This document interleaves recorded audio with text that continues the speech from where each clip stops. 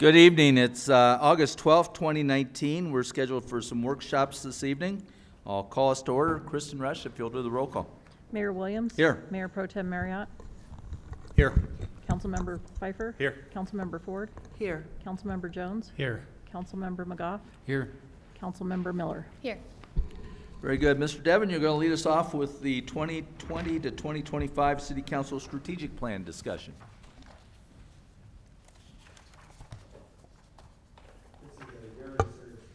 Mr. Mayor, members of the council, which is why I'm at the podium to start. Okay. We are pleased to present to you the draft of the 2020 to 2025 strategic plan. We've assembled our leadership team to present various points, various aspects of the strategic plan. We're looking very much to your feedback and also anticipate that this could be the first of maybe several meetings or a couple of meetings or 3 meetings in order to present to you the elements of the strategic plan. Oh, sorry, I guess I could have done that. Thanks, Rob. So we wanted to first talk a little bit about the strategic planning process and how it's different and what's changed. Our process has been informed by our experience over the last 6 years in our Baldridge journey. We need to have an intentional, structured, sustainable, and repeatable process. And one of the things that Baldridge teaches us is that we should put information together. It should be, we should graft it, we should describe it, and we should look at it and use it to evaluate and see how we're doing and if we need to change it and modify it. It needs to be data-driven, strategies identified and supported by SMART goals, performance measures and milestones established, and considered as part of our 2-year budgets and long-range capital and financial plans, which are annually evaluated. So if you look at that graphic that's up there, that is basically what that graphic states. And so that is how our strategic plan has evolved and what we're proposing tonight. And now we're going to have members of our team go through each of the important elements for your review.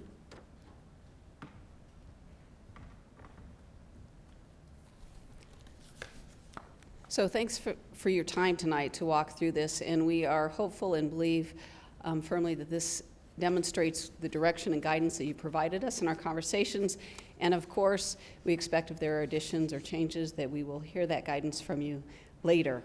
As you get into the document, I'm certain you've all reviewed it ahead of time, but the document starts out with the process itself that Mr. Devon discussed, and then it goes into the community profile, which speaks to who we are and what we look like. Then it goes into the guiding themes as far as what we heard from the community. And again, I want to emphasize the community engagement process for this document was significant and will continue to be significant as we go throughout the year.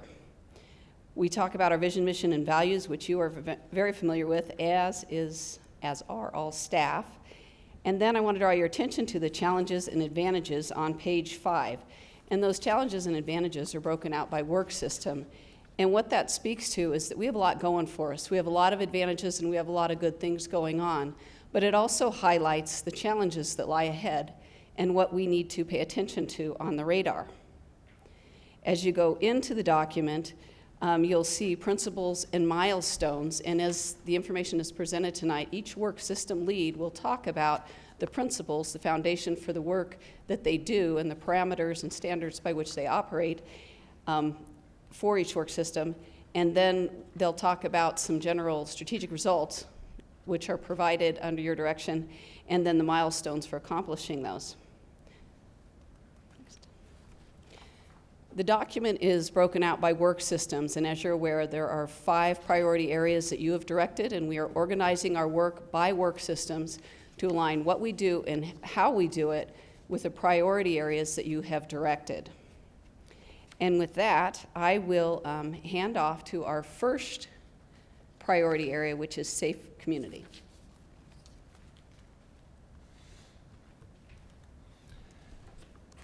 Oh, she's going first. Sorry, I have one slide before AJ gets started. the main thing here is really talking about transparency and information. And so as we put together this strategic plan, we wanted to look at the strategic results and how they cascade down. So each strategic result lives within a work system, has an owner and a timeline, and that's all captured for transparency in our community dashboard, which is on arvada.org. We've had that for several years now and will be refreshed when you approve this new strategic plan. What you don't see in the actual strategic plan are the performance measures that shore up your strategic results. Those really look at performance on the day-to-day operations of the city and help us to track to make sure that we're making progress towards your strategic results. Then cascading down, we also go into the individual performance of all of our workforce, and that's captured within TrackStar. So it really aligns the work that people do on a daily basis to performance measures, principles, or strategic results. And that is the golden thread that we've been talking about with this council for several years. So that's how we implement, and the transparency that we show the information from the strategic plan. And with that, I'll turn it over with AJ to talk about Safe Community. Now it's my turn. Now it's your turn. All right. Good evening. How's everybody doing? Yeah, the chief wanted me to extend his apologies for not being able to be here. He's got a family event going on, so you're stuck with me. I'm going to talk about the principles with Safe Community. And the first one there is customized police services. And as you all know, that is something that's near and dear to our heart as we've decentralized over the years, and we were able to open Whisper Creek this spring. So all 4 sector stations, community stations, are up and running. We are still looking at ways to continue to decentralize some of our police services so that we can get out into those community stations to provide a more unique police service to the individual communities that they sit in. The next principle is recruitment and retention. And I'm going to save that to when we get into strategic results. That's something we're very proud of what we're doing, and so I don't have to speak about it twice. So on the next slide, I'll speak to that one in depth. Our next principle is neighborhood compliance, stability, and safety. That falls in the realm of our neighborhood services team. And when we brought code enforcement over to the police department, it allowed for some very unique collaborative opportunities that we've been able to seize on. We have code enforcement partnered with animal management, but they don't just sit alone. We have our problem property task force that allows us, if we have an issue in the city, not only is it dealt with by code enforcement, but the police department, maybe animal management, other entities within the city allows for greater collaboration, better understanding of what some of the real problems are, which allows us then the ability to address those things more appropriately. CALIA accreditation, one we are very proud of, as being the 18th accredited police department in the nation and first in the state of Colorado. We have recently just done a process to hire another full-time employee to work on our standards, and we are well on our way for our 11th accreditation to take place in December of 2020. And well-informed community. This one, the whole conversation about communication, no matter what we're doing, and how do we do that, and how do we do it in a concise way, with the implementation of our PIO and the city's PIO to be able to work together to have that same consistent message, whether it be internally or externally. So it doesn't matter who we're speaking to, we speak with one solid voice. We're also trying to come up with ways for our sector commanders to be able to reach out through social media in a way to deal with their individual communities. So have a little bit of autonomy, still under the guise of the city and the police department, but allowing them to find some autonomy to be able to speak to the unique communities in their sectors. And with that, I'm going to turn it over to Mr. Devon. Yes, I'll handle the last principle, which is an independent, fair, and impartial justice system. And so what we're doing with this principle is we're aligning the municipal court as part of Safe Community. And one of the things that's interesting about doing this is that the municipal court really needs to maintain some level of independence from the rest of the city organization, because they sit, the municipal court and the presiding municipal court judge actually sits in judgment, if you will, of the cases that are brought before him by the individual city operations, code enforcement, neighborhood services, the police department, the prosecution office, by the city attorney's office. So he has to remain independent, fair, and impartial. So that's reflected in this particular principle within the safe community, because we do believe that the municipal court is part of the safe community priority area. And we're going to go to strategic results now. And again, strategic result number one for safe community, public safety staffing levels will be at 95% filled. This is something that we are very excited about and very proud of. It's interesting, we go to a lot of chiefs meetings across the metro area and we get to hear how they can't find appropriate staff, they can't get their levels up. Some things that we suffered with in the past. At least a month ago, for the first time, we were fully staffed at 187 sworn or officers. We still have some in the academy, right? But we have 187 our positions filled. Now, unfortunately, in the last month, we've had 2 people put their papers in, right? It's going to be a continual thing for us to deal with. One of our sergeants here, most recently, he'll be going to the FBI. So we're close, 185, but well above the 95% filled. And we are excited. Again, we hear people say that the pool to draw applicants from is low. And yet we look at the people that we're hiring. 2 academies ago, there's 5 basic awards that take place at the academies. 2 academies ago, we won 4 of those of the 5. This last academy of the 5, we won 2 of those, both of those academies being the academic awards. So we're still pulling in very high caliber, excellent employees, and we're very excited about that. And when we talk about it on a public level, some of the, maybe the other law enforcement entities, they get a little bit jealous, and that's okay, right? We're sitting good right now. Great. Mr. Marriott's got a question before you go. Yes, sir. I have a question on that topic exactly. What do you attribute to all of a sudden being able to accomplish that? Because I know we've had a several years here where we have been at lower staffing levels than that, with an inability to either fill the turnover as fast as it happens or even finding qualified people. And I know we have made some changes to the pension plan for police officers, and I know the police department has brought on a staff member for recruitment. What would you attribute that to? Is it either of those things? Is it both, or is it something else? Well, I think those both play a role. I think the most important thing, the biggest change that we made, is what we do now when we're going through a hiring process. If we know that we're going to offer you a job, we do it right now. We don't wait and let some other agency try to take you away from us that might have a process going as well. You come on and you're actually a hired employee. We do this with our salary savings, but we hire you right now. And you start to learn what it means to be an Arvada officer. Also, like we had 13 here just this last spring. And for them to have that opportunity to start to make a salary, to start to make a difference, to start to learn about the agency, when you talk to them, they say that's one of the biggest things. Also, the way that they're treated. Our recruiters are amazing. You talk to, I had an interesting conversation with one of our officers, and he said, you know, I applied at such and such agency, and basically I felt like I was a number. I applied at this other agency, no one would ever call me back. When I applied at Arvada, they emailed me, they called me, they asked me to come in and sit down, they answered my questions, they called again to make sure, and so it's that personal touch that our recruitment is doing as well. So there's a lot of things going on. Yeah. But we're going to stay the course on all that. So let me just clarify this. I think I heard it right. So you're saying when you find a recruit that you're going to hire, rather than waiting to hire them until an academy is going to start, you hire them right away and you can assign them to tasks Absolutely. that they're capable of doing starting in day one, and then when the academy starts, they're ready to start in the academy. Is that what you're saying? Exactly, yes. Yeah. That's a great plan. I compliment you guys for doing that and coming up with that.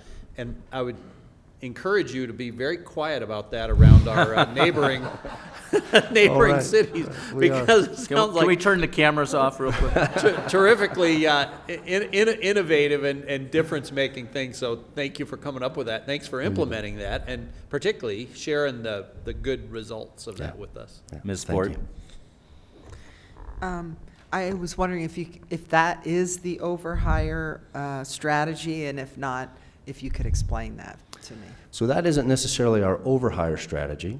That is just to get us to our 187. We are authorized right now to go 6 over in our overhire. And the reason for that is we're at a size right now where we're perpetually going to lose one or two people. They decide, they want to go to the FBI, or maybe they want to retire and earn that opportunity. With the salary savings, if we can overhire, we have the opportunity then not to fall short, and so that we're not trying to dig out of that hole again. We just last week started another recruitment process. They're doing oral boards this week. And again, we would like to fill the slots that we will have open by the time the academy comes, and then have those overhires as well, so that we don't feel that drain on the officers and on us trying to get stuff done when people leave. Thanks. Go Any ahead. other questions on that? Nope, you're good. All right. We're going to go to strategic result number 2. Public safety will implement a community engagement and education plan. The thing I want to highlight here is the new implementation of our core team, which we have now down in Old Town. We actually have office space for them to work right there, so they're closer to all those issues, good and bad, that are there, allowing them the opportunity to be where the pulse of everything is. And so be able to reach out and engage the community, whether it be through educational or enforcement, but they're there, and that is their main thing that they concentrate on, the issues that are down in that general area. As well as, we talk about education plan, with our school resource officers, we're going to try a new program this year with our high school student councils. And that is having a quarterly meeting with the student council members of each one of the high schools to be able to sit down with the SROs and talk to us about their problems, talk to us about what they're seeing, and try to create that engagement with the students as well. There's a few more other programs that we've been doing over the years as far as our school resource officers, but to engage that youth. But this is a new one that was just speaking with Commander Moriarty about here the last week and a half, that we're going to try to get up off the ground and see where we can go with that. Great. Ms. Ford? I wanted to ask one clarifying question on the first one. It mentions providing resources, and then it mentions education. And I was wondering on the resources, if they're going to include work resources and general, life skill type. So absolutely, I can talk of one. I mean, the core team hasn't been up very long, but a success story, and if you need the name, I can get it to you because I don't have his name right now. But contact with the core team, an individual that was down on his luck, we began to offer him resources. Within a week, we have him now in a place of occupancy. He's back on track, working on his education, and he's got a part-time job now. So to allow those resources, and there's some collaboration that goes on with the courts as well. When we come in contact with an individual like that may receive a summons, when they come here, there's resources available to them to be able to say, hey, these are things that can help you get out of the situation that you're in, if you're willing. Go ahead. All right. Strategic result number 3, obtain the safest city designation according to the National Incident-Based Reporting System, which is NIBRS. Now, NIBRS has changed here recently, and the state is requiring that we report those numbers quarterly. I think in the end that's going to help us so that we can pay a little more attention to what the crime rates are and what is actually taking place. We've taken this serious enough to want to stay on top of it that we've actually hired a full-time employee to work nothing but NIBRS, to be able to look at the data, to be able to make sure that it gets reported appropriately. And so with this new reporting system, it'll be interesting to see if the numbers ebb and flow or change at all. We're hoping it's a little bit more accurate because it is a quarterly type thing. So more to come on that. But we have hired a full-time employee to stay on top of that. Any questions on that? All right, then I'm going to turn it over to Mr. Devon. Okay, and I'll cover the last 2 strategic results. First one, strategic result 4. Well, actually 4 and 5 are a direct reflection of the hire we recently made for the senior probation officer. That probation officer is doing a very good job utilizing the best of the evidence-based practices associated with working probation for juveniles. The first one is that we will make sure that all juveniles receive measurable risk-based pre-sentence assessments. This is done in conjunction with the attorney's office and others to make sure that we provide the best possible outcomes for those juveniles. And then lastly, a measure around the juveniles that are sentenced to probation will not obtain any additional charges within Arvada during the probation period. So these are brand new measures that reflect our start of our probation program, and we'll be continuing to, should you adopt these, we will continue to report these to the City Council. Great. Ms. Miller? Thank you, Mr. Devon. Quick question on the risk-based pre-sentence assessments. Do those include mental health assessments? Yes. Thank you. Ms. Ford? Mr. Devon, these are new. Would these be included with the judge's evaluation at some point? Would these be measures that would be included or reported at least to City Council? Because in the past, there have been comments about getting more information. Yes, this information will be reported to the City Council. We're working on the process for what that would look like, but right now is the way we have it organized. The probation officer actually reports to the court administrator, obviously works with the judge because obviously the judge is providing the sentencing, but we will report those likely through the court administrator and myself to the City Council. Okay, thank you. Very good. Next presentation.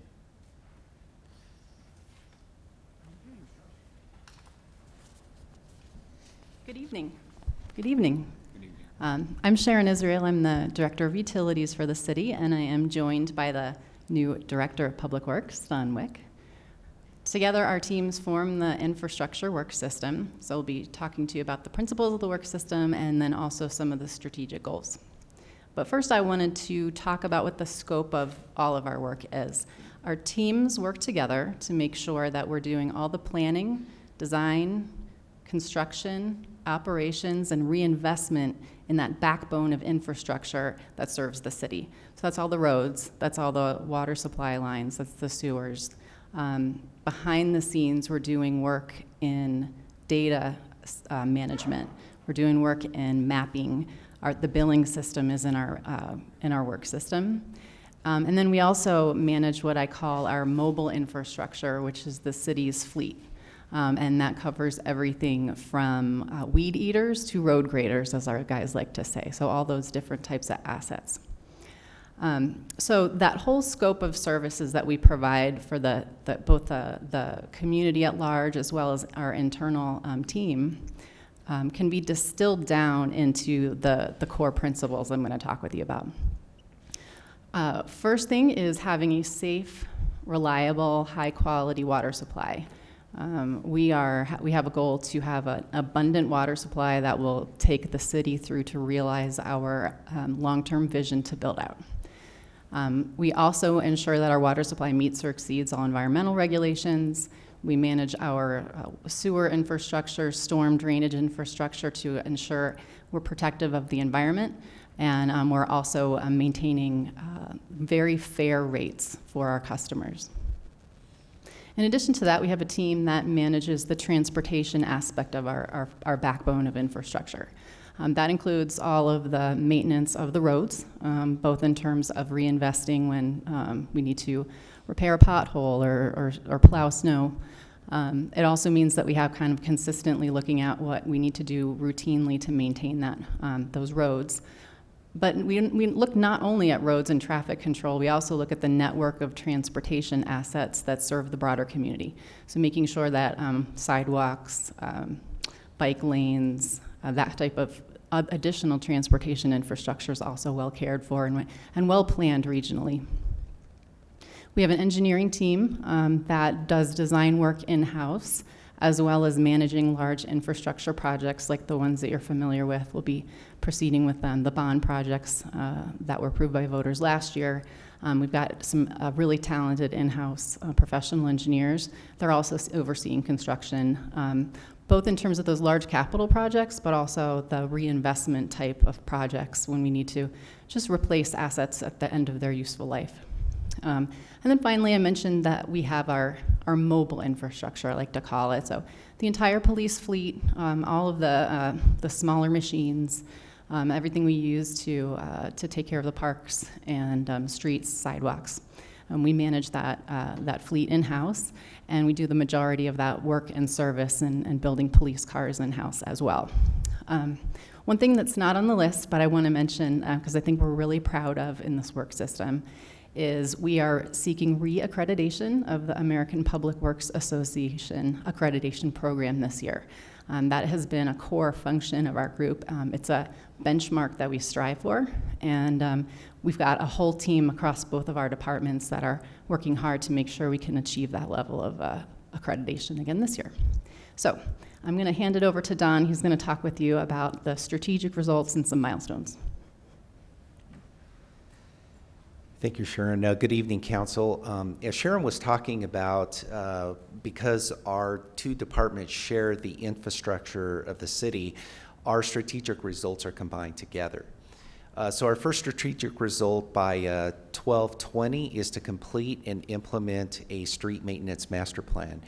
As you know, we've been doing a lot of work around the pavement condition index and fixing streets and doing a lot of maintenance and repair with that. Our street maintenance master plan will lay out a comprehensive plan for how we intend to manage our streets going forward. By 12/21, complete a comprehensive study on the usage of the City Hall campus. As you know, we own the post office right next door to us, plus the City Hall campus that we're currently in. We're going to be engaging in a comprehensive study for how we manage the entire City Hall campus going forward. Result number 3, by 12/21, we will update the water, sewer, stormwater, and overall infrastructure master plan. Sharon will be leading the effort on that. Number 4, by 12/25, we will effectively utilize voter-approved bond funds for the completion of Ralston Road Phase 2 and the expansion of 72nd Avenue. And as you know, that work is already underway at this time. It's necessary that we pay very close attention and engage in very strategic project management around the completion of the projects under the bond funds. Number 5, by 12/25, the city will have 100% of the water supply needed for build-out. And number 6, by 12/25, the engineering standards and city code framework will be updated. The engineering standards have needed to be updated for a while, and we will be engaging in updating both that and the city code framework. Very good. Mr. Marriott. A couple questions for you, Mr. Wick. The one I have a question is strategic result number 2, complete a comprehensive study on the usage of the City Hall campus. Is that something we're contemplating hiring a contractor to do for us? So we're not sure yet whether we're going to go that route or whether we will complete that in-house. Okay. Kim Vager, who is responsible for our facilities, is very knowledgeable about that, and what we're doing is assessing workload to determine how that will get completed. Okay. The other question I would have would be about it if a study on the City Hall usage of the City Hall campus were to lead to a conclusion that we need much investment in it. Do we have any ability in our, certainly I don't see any ability in our 10-year capital improvement plan to do that? Is that farther out? Or Mr. Devon, that might be a question for you. Yes, thank you. I can shed some light on that. I think what we're looking at here is we have purchased the property. In fact, as you know, Mayor Pro Tem Marriott, you were one of those who were who was supportive of that purchase.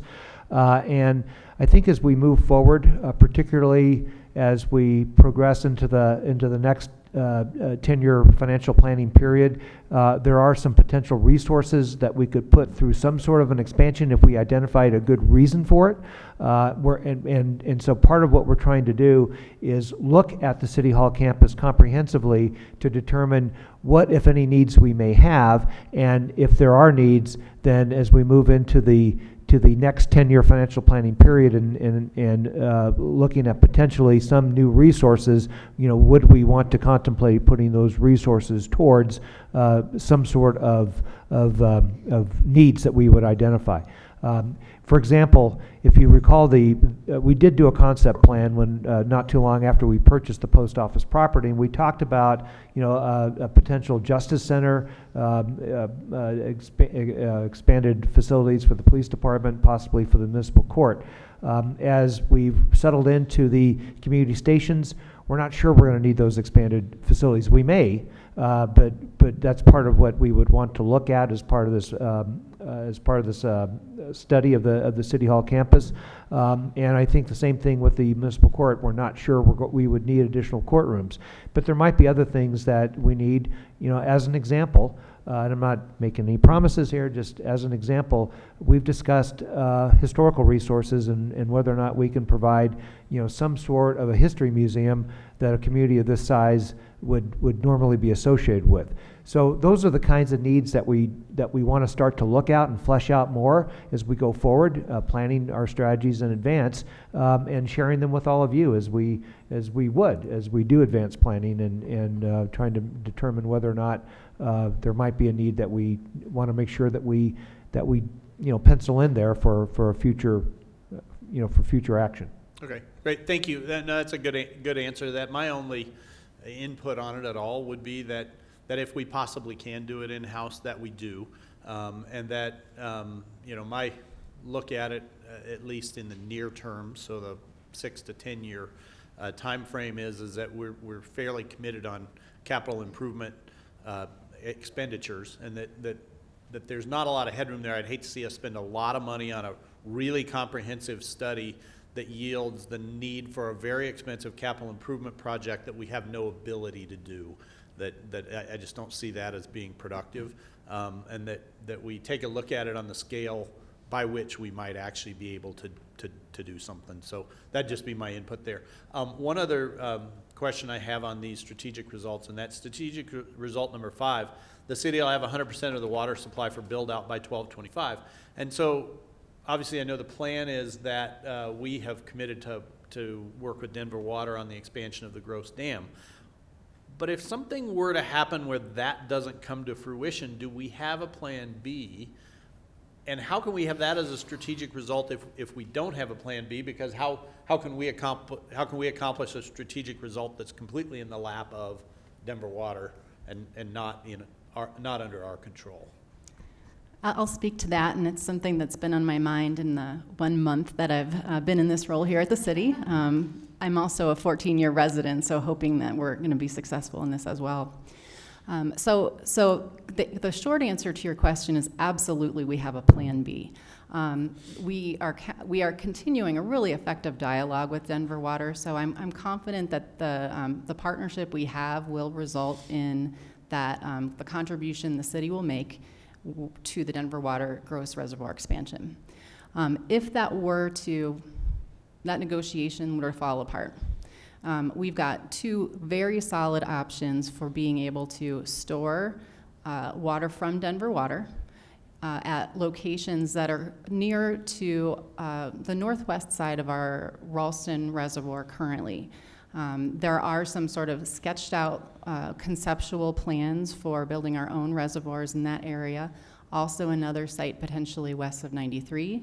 In addition to that, the city made the purchase of the Xcel Energy space where they had a storage a few years back for natural gas. And so that gives the city several other alternatives for providing storage for our water.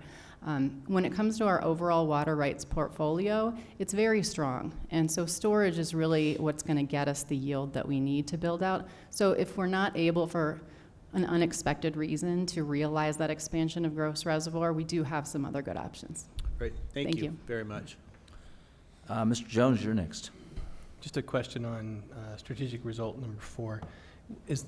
And this is just my confusion on this, but I thought that we had to have those projects completed in a 3-year time frame.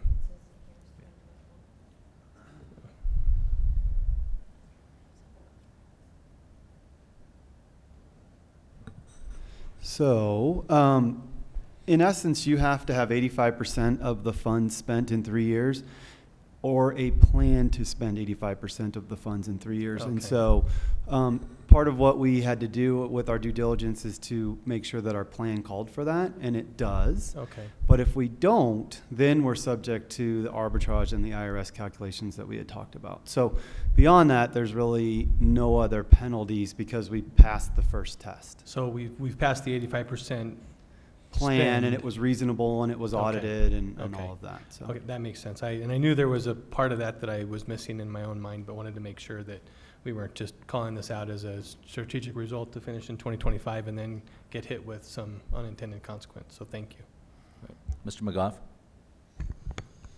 Yes. In the introductory comments you made, Ms. Israel, about the achievement or the accreditation of the Public Works Department, could you remind us, is that the first accreditation achieved by the city of Arvada for its Public Works area? Yes, it is. Okay, and so that was the first one, and that was just a year or so ago, right? And then we're coming up, was a couple- what is it? it was Is a that a couple of 3-year years ago. accreditation? Yeah, I'm sorry, Councilmember McGough, it was about 3 years ago. About- Yeah. about And- 3 years And I ago, think it's so- about every 3 years is when you can Okay. apply for reaccreditation. Okay. Right. Just want to say congratulations on that. I think that speaks very, very well for the Public Works Department. Ms. Miller? Thank you.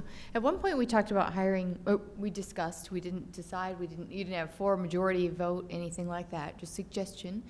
Wondered if we were going to hire a project manager specifically to do the Ralston Road and 72nd Avenue, just to make sure that it was on track, on budget, everything was happening all at the right time. Is that something we're still looking at? Yes, it is. That is, in fact, a piece of work that we're doing as we speak right now, is looking at the owner's rep or project manager to help us oversee those large, complex projects. Mr. Pfeiffer? Before we get too far, and I think mine's more of a general question, just to make sure structurally I understand what was put together. So we have our categories of infrastructure and so forth. Then we have principles, and then we have strategic results. And sometimes I'm trying to look for the golden thread, and on some of these I'm not seeing it or feeling it. So a good example is, and I want to make sure I understand it before we go to more categories. Like one example would be, on this particular one, it says offer services focused on safe and environmentally efficient city facilities and fleet vehicles to ensure the most efficient maximum use of valued assets. So then when I look over to the strategic results, I'm trying to figure out which one would apply to that principle. And maybe there's not a golden thread there, but I think it might be good for our audience and maybe even for my own to maybe explain that a little bit. Sure. In addition to the strategic results, the principles are also anchored by performance measures that are in all of the operating programs. So where you see a principle and don't see a strategic result, we can show you several performance measures that would relate to that. Are those published on our website? Those They're certainly published as part of our annual budget. We do don't- have performance measures on our website. Kelly, you want to elaborate? I think I remember seeing and looking once in a while, Sure. but So right now, the performance measures are not on our dashboard. We're hoping as we get this new city strategic plan finalized that we will begin putting some of those performance measures up on the community dashboard. And they are also all available in volume 2 of the budget book. okay. So you can find them there as well. Well, and thank you very much. I think the more we put out onto our website and share, because I recall some dashboard at one point, and then I think we had some struggles, and hopefully this becomes more of a cadence for us to show our citizens all of these strategies and results and successes. I think we've done a much better job this time around with the alignment. And so now is the time to really show that transparency and show what we're doing as an organization. Yeah. So I agree with you. All right, thank you, and apologize. It was more of a general structural question that I had. I want to make sure I understood it and our audience. Very did too. good. Thank you. Okay, next. Sure. Good evening, Mayor and City Council. Thanks for having me. I am Ryan Stuchelski, representing the Community and Economic Development Priority Area, and these are the principles associated with that priority area. The priority area, really focuses on 4 different work groups: long-range planning, economic development, development review, and building.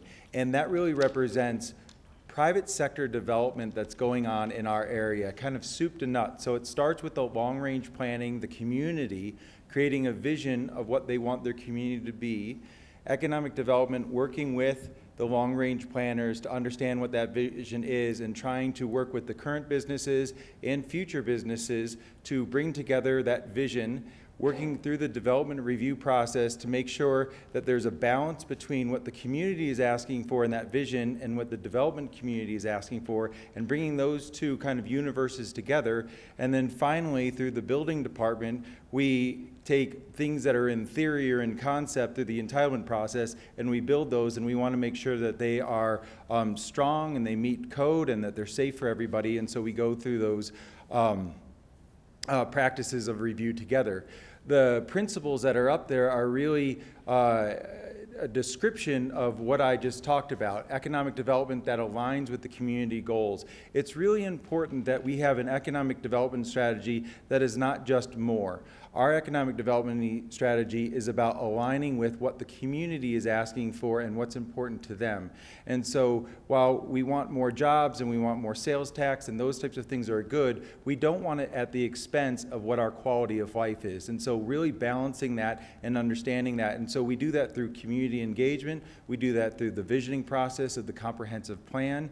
And we want to make sure that we get the inputs from the community to really make sure that that economic development vision is in line with that.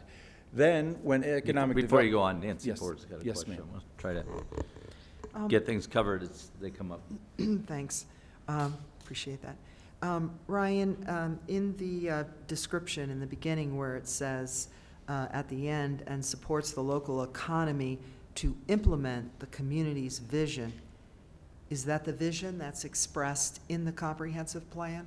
So there's many visions, and some of the other principles get to that. But yes, it's the vision that's in the comprehensive plan. The comprehensive plan represents one segment of the vision. But as you heard from infrastructure, and you'll hear from vibrant communities, and we all have master plans. And so it's really important that we look at all of those master plans, make sure they're aligned, which is one of our principles, and make sure that those things come together to support the holistic community vision. So the comprehensive plan is obviously a leading document that helps support some in the development area, but there are lots of other things that are going on with sewer and water and streets and broadband and all the other things that come together to make up the whole community.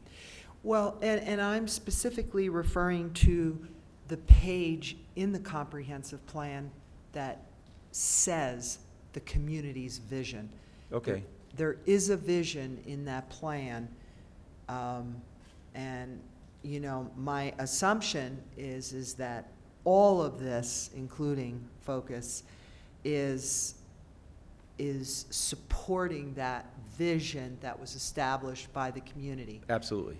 And wanted to recommend, because I've always been hounding a little bit on the vision, that we include that vision in other documents, if that's really the vision that we're working towards in that plan, you know, like the first couple of pages or whatever. And by the way, I really like this document. I thought whoever did it did a nice job. And then I had another question on the last statement where it talks about safe buildings in the community. And I was just a little bit confused by that because I assume every building is safe and that's what we do. So it kind of like brought it out. What does that mean? Sure, absolutely. I mean, what it means is that we go through a thorough review process that makes sure that the buildings that are built in Arvada adhere to the various building codes that are out there. We are looking at the various aspects of development, and one of the final aspects is getting that building permit. And that is a part of the development process that shouldn't be overlooked. It's really going through a review to make sure that the code is informing the decisions that the contractor is using to make sure that those buildings are safe. It's emphasizing the fact that it's not a part of the process that should be overlooked, that those codes are there for a reason, and a novice like myself who might be doing a remodel of my house might not necessarily know one of the reasons why you might want to get a permit for a window replacement or something like that. And so what it does is it partners with the community to help have an unbiased opinion from the standpoint of it's not the contractor or the homeowner, but it's the city that can help say this is the safest way that it can be done, and it helps protect those people that are making large investments on their property. You can start up your presentation again. Sure, and so I highlighted many of the principles in this conversation, but one of the things I really want to show is that development is consistent with the comprehensive plan. It should be consistent with the comprehensive plan because at the end of the day, that is the community's vision. And so when we're looking at things, we want to say, is this part of what the community said we want the development to look like? We also have in there high-performing development review process. The thing that I want to emphasize is this, is that a high-performing development review process isn't necessarily the fastest and the one that just always says yes to the development. A development review process is really a balancing act of making sure that the developers who are investing lots of money in this community, and we appreciate that, but at the same time, they need to be doing it with inside the culture and the character of what the community is. And so it's really a balancing act between what the community is asking for in terms of what the future is going to look like, but also adhering to the development and making sure that we're working with them as quickly as humanly possible so that those things can come together so that we can have new wonderful assets to add quality of life, but doing so in partnership with the community. And so that's what a high-performing development review process looks like. I think the other ones I sort of touched on with respect to some of the questions I answered. So with that, it leads into several City Council strategic results that we use to help measure the progress towards these principles. And the ones that we've highlighted here tonight are making sure that the development plans that are approved are consistent with the city's comprehensive plan. I think I've explained this a little bit, and hopefully it's fairly self-intuitive about why we'd want to do that. But additionally, the reason why the number is 95% and not necessarily 100 is because we also want to leave room for flexibility and understanding that paths change, and there might be a really great asset that we haven't thought of that after the appropriate review with the community, with the city council, that it may be something that the community wants to consider. And so we leave that as an option, but generally speaking, we want to move towards what we've already communicated as a city and moving towards that vision. The second City Council strategic result up there is making sure that our development process is good or excellent. Again, that's not about making everybody happy by saying yes all the time to the development, but it's being fair, honest, transparent, making sure that the progress is moving forward in a quick pace, but also making sure that people understand the reasons why we're moving forward in such a manner is because we also want to represent the community, which we do, to make sure that those developments happen and don't bring unintended consequences to the development patterns. Right. And Ms. Ford? Yes. Ryan, you go so fast sometimes. I Ryan. apologize. Ryan, I was curious as to why in the second, I'm sorry, I forget what these individual things are called, but why it says at least a 50% response rate is necessary for the implementation of the development customer service survey. I was curious because we've never indicated a response rate for any of our surveys in the past. Thank you for the question. So what Ms. Ford is referring to is one of our milestones. So again, that gets to some of the alignment. We're showing City Council strategic results. Below that are milestones, and we do have a milestone here for a 50% response rate. And surveys, and you've done surveys, and so you know getting response rates is an incredibly difficult thing. We want to make sure that if we're responding to, as a City Council strategic result, that we have a really good response rate, that we're being fair about the number of people we asked. I don't want to have 10 development projects, ask one person, get a good mark or a low mark, and have that be representative. So we thought that as a starting point, we wanted to look at 50%. Now, there are different industry standards for different types of surveys and how big of a response rate that you can get. And I believe that 50% is actually a fairly aggressive response rate that we can get from customers. But we're implementing some strategies in order to use third-party folks, call some of these people, and make sure that we can get a decent response rates. And so we really want to emphasize that we want to know that how we're doing, good or bad. We want to know how we're doing, and we want to know how we're doing from a majority of the people that we're working with. Not everybody wants to respond to that, but we're trying to encourage that so that we have the best information possible so that we can make the tweaks necessary in order to make that level of service, good or excellent, a reality. The last City Council strategic result up there is talking about our economic development efforts and making sure that they're aligned. I think that we do a really good job of working with our business community and on our economic development efforts, but I think that we can do a better job of working with our community as a whole and understanding what their vision of economic development success is. I think that we ask our businesses that a lot. I don't know if we ask our community as much as we should. I think some of the results from the 2017 Citizens Survey showed that we have a gap in our understanding of what planning for a good business environment is and how we can get better at that. And so what this goal is really expressing is that we want to understand not just the business community's vision of economic development, but the whole community's vision, and then implementing strategies and plans and so that we can come together and making sure that our resources are, spent in the right way. Okay, Ms. Ford? So in the last one where it talks about 99% of all net brick and mortar, it says bricks, by the way, brick and mortar businesses will be retained. Currently, what is the number, and how do you believe that you can get 99% of brick and mortar businesses to be retained? Sure. So we and look at annually, I think it says. Annually, yes, absolutely. So this is currently a measure that we look at in the Economic Development Work Group, and right now we're at approximately 103% or so, and we have been maintaining over 100% for the past 6 years. Now, we're in a great economy, and we're very fortunate that businesses continue to grow in Arvada. And so what we do is on January 1st each year, we say how many businesses do we have, and then we look at that number each quarter, and if we've grown, that's good, and if we've shrunk, we try to analyze what businesses did we lose and how, and then each year we reset the base. And so that's how we're able to measure whether or not we've gone up from 100% or down, and those types of things.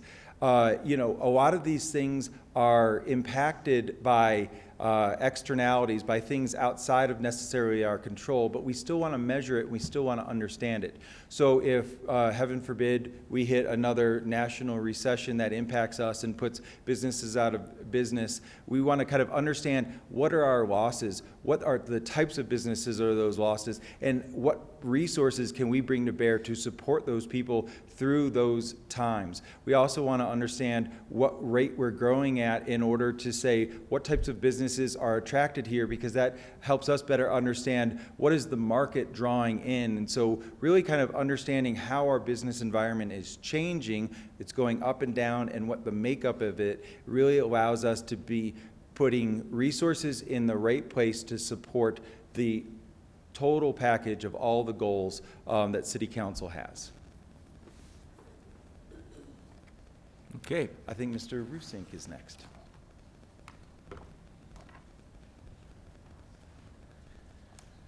Mayor and members of City Council, I'm here to speak about vibrant communities and neighborhoods. First to say that we've defined vibrant communities and neighborhoods, or after this point, VCN, as that which is engaged in civic life, the arts, and the outdoors. We've described VCN as comprised of individuals and groups who actively participate in the community life And this results in Arvada being a preferred place to live, work, play, and stay. And in support of that overall vision, there's 6 principles that we kind of are tied back in achieving that. The first one really talks about the value of community engagement and the maintenance of our strategic partnerships in a way that we advance the quality of life by really embracing the small town values and traditions in Arvada to produce a diverse and resilient community. Within our work system, that lives within a line of business that's called advancing quality of life. The second aspect of that, affordable housing and related resources, really strives and looks at how to maintain quality housing that's affordable to a broad range of income levels, and which includes various programs for housing assistance. This principle is captured in the work that our housing preservation and resource line of business works on. The third principle really looks at a lot of the sustainability efforts that we have, and it's created to really be a resource in creating a sustainable Arvada. And a lot of that workforce that effort is qualified and also in our advancing quality of life business, that principle of sustainability. The fourth one, being a city with a safe, well-maintained parks and trail system, not only captures the work that we do within the Arvada Parks line of business, but also within our efforts to complete projects in the Green Spine Trail system, acquire more lands for conservation, interpret those, and make sure that we maintain true to ourselves in our goal of having a park within a 10-minute walk of every resident, especially in any currently underserved areas. All of this work is captured right now in our Arvada Parks line of business. Fifth relates to the city's golf facilities, which strive to provide exceptional service and value to the community by really focusing on the conservation of the environment, but also delivering programs of a very high quality in nature, and make sure that we're doing our part to grow the game of golf. Right now, this is captured in our Arvada Golf line of business. And then lastly, the conference event planning is really related to the work of Arvada Events. And that's done to be able to provide and host conference and event venues in the city that provide an opportunity for Arvadans to stay within the community that they live, as well as be an attractive destination for people that want to attach themselves to Arvada. So we had 6 principles, and each of those 6 principles attach themselves also to a city council strategic result. The first one goes back to the advancing quality of life and talks about the neighborhood engagement plan. Our efforts here will be to develop a neighborhood plan that's works in conjunction with the city's strategic communications plan, which you'll learn about in the next presentation, but really focuses more on the implementation, building on the success of Speak Up Arvada. Some of the milestones include offering leadership development opportunities and training volunteers, and really completing projects with neighborhoods designed to reshape or activate the public space in those areas. This next category is important because it captures a lot. By completing the strategic investments and initiatives that are related to this, will greatly advance Arvada and make sure that we are in alignment with our diverse and changing and growing community. So some of the highlighted things there include replacing Myers Pool by the end of 2021, creating and adopting a strategic land acquisition plan that will also meet the needs of the Arvada housing staff, establishing a centralized volunteer coordination program, working on a community events plan, and then lastly, working with the Arvada the Arvada Harvest Festival committee on a comprehensive plan to reimagine the Harvest Festival. These are all ideas that came from the City Council strategic retreat held earlier this year that have been captured under this City Council strategic result, talking about how strategic investments and initiatives will be implemented. Working under the principle of sustainability, the next item, strategic result 3, really is dependent on the upcoming work of the City Council and what the voters decide, but it captures the complete, full implementation of the organized waste hauling initiatives that we're talking about. Strategic result 4 came to us from the Council's strategic meeting earlier in January, and it really focuses on completing an Arvada history plan, with the first milestone being just a collection of the resources that currently exist, and as City Manager Devon mentioned, whether or not there's synergy with all of that work and a comprehensive and the campus-wide master plan that was previously discussed, and what to do with those resources as they're gathered. The next one, strategic result 5, really focuses on completing the housing plan that is currently underway, and then using that as a jumpstone to implement a toolkit of parts, basically, to improve access to quality housing that's affordable to a broad range of income levels. So the first milestone of that would be to share all along the way the various steps that are being taken to complete the housing study. After that, though, it's to check in and make sure that the toolkit of parts matches the City Council and community's vision on what that principle would look like once it's accomplished. And then lastly, the strategic result, as it's phrased now, is to relocate Arvada events from its current site at the Arvada Center to another venue. Mr. Marriott. Thank you. Mr. Rusick, I got a couple questions here. Can you give me, under the strategic result number 2, the bullet where you have adopt a strategic land pursuit and acquisition plan, could you give me more detail about that? And you mentioned something in passing about it being for developing housing or something? It could be 2 years ago, we worked with the University of Colorado Hometown Initiative. One of the things that we worked on that produced a tangible thing was an analysis of all the sites in Arvada that would meet various criteria to be considered for affordable housing.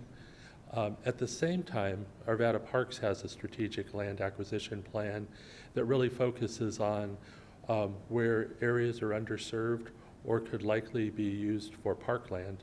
What we'd like to do is marry those two initiatives together, knowing that moving forward, a lot of projects involving housing also involve creation of a park, but also ensure that we're not competing against ourselves by identifying a parcel of land for both interests without even talking to each other. So are you talking about this is more of a kind of melding or integrating two existing plans together, or is this a new pursuit by the Vibrant Community and Neighborhoods, work group to actually go out and pursue land for affordable housing, as far as acquiring land or implementing, I realize we have a study done by the university talking about where affordable housing could be, but that's one thing. Pursuing the acquisition of that land there is a whole different thing. Is that what this really refers to, or is this really more refer to kind of aligning two plans together or kind of mixing them together? Yeah, I would say the latter. The first step would be to refine the work that has been done by the Hometown Colorado Initiative. The second would be to see how it would work together in a strategic acquisition plan, but it in no way implies today that it would be the plan that we would follow. It's dependent on budget and prioritization and steps that we just haven't taken yet. Right. Okay. A couple more questions. One of the other bullet points you've got under the same strategic result is a comprehensive plan to reimagine the Harvest Festival. The Harvest Festival, I believe, is it's put on by a private entity, and the city, other than cooperating and actually subsidizing in many different ways, the Harvest Festival really the city doesn't have anything to do currently with planning or putting on, not putting on because we obviously assist with, but as far as planning the Harvest Festival, the city doesn't really have anything to do with that other than what we allow and what we don't allow. Is that bullet point anything any different from that? Is there any different kind of look or vision of that? Or Mr. Devon, do you want to answer that one? Yes, thank you, Mr. Marriott, Mayor Pro Tem Marriott. One of the things we've envisioned doing is actually structuring a more formal relationship with the Harvest Festival than we currently have. Now, obviously, they have to be willing to want that as well. But for example, I'll just offer that maybe something along the lines of a memorandum of understanding. You do this, we do this, and a more formalized system of how we work together to put on this extremely important historical event in our community every year. Now, you know, some of that will probably require some reimagination of the events because of things like the construction of Ralston Road and other changes along those lines. Obviously, we're dealing with things like the G line being in service and so forth. But I think in our minds, we're thinking about the fact that we've been doing this event somewhat on a handshake for several years. And I think, and literally sometimes things come together at the last minute. I think we'd like to be a little bit more intentional and more focused and more structured about how we do it so it can actually be repeatable, sustainable, and all those kinds of things. And that's part of what this strategic result, or this subsection, if you will, of the strategic result is looking at. Okay, so I understand that better, and I think maybe there's a better way of stating it, but it's kind of more develop a more formal working arrangement with the Harvest Festival might be a better way of expressing it. We got a little caught up in Walt Disney World, I think, when Got we it, put yep, this no together. problem, thanks. Hey, one last question, and this is on strategic result number 5. Mr. Rusink, this is the toolkit of housing mix and styles to improve access to quality affordable housing. Could you expand on that a little bit? What exactly is that with a little more detail? So we just kicked off an effort to start this project, and we're at basically the beginning of the beginning.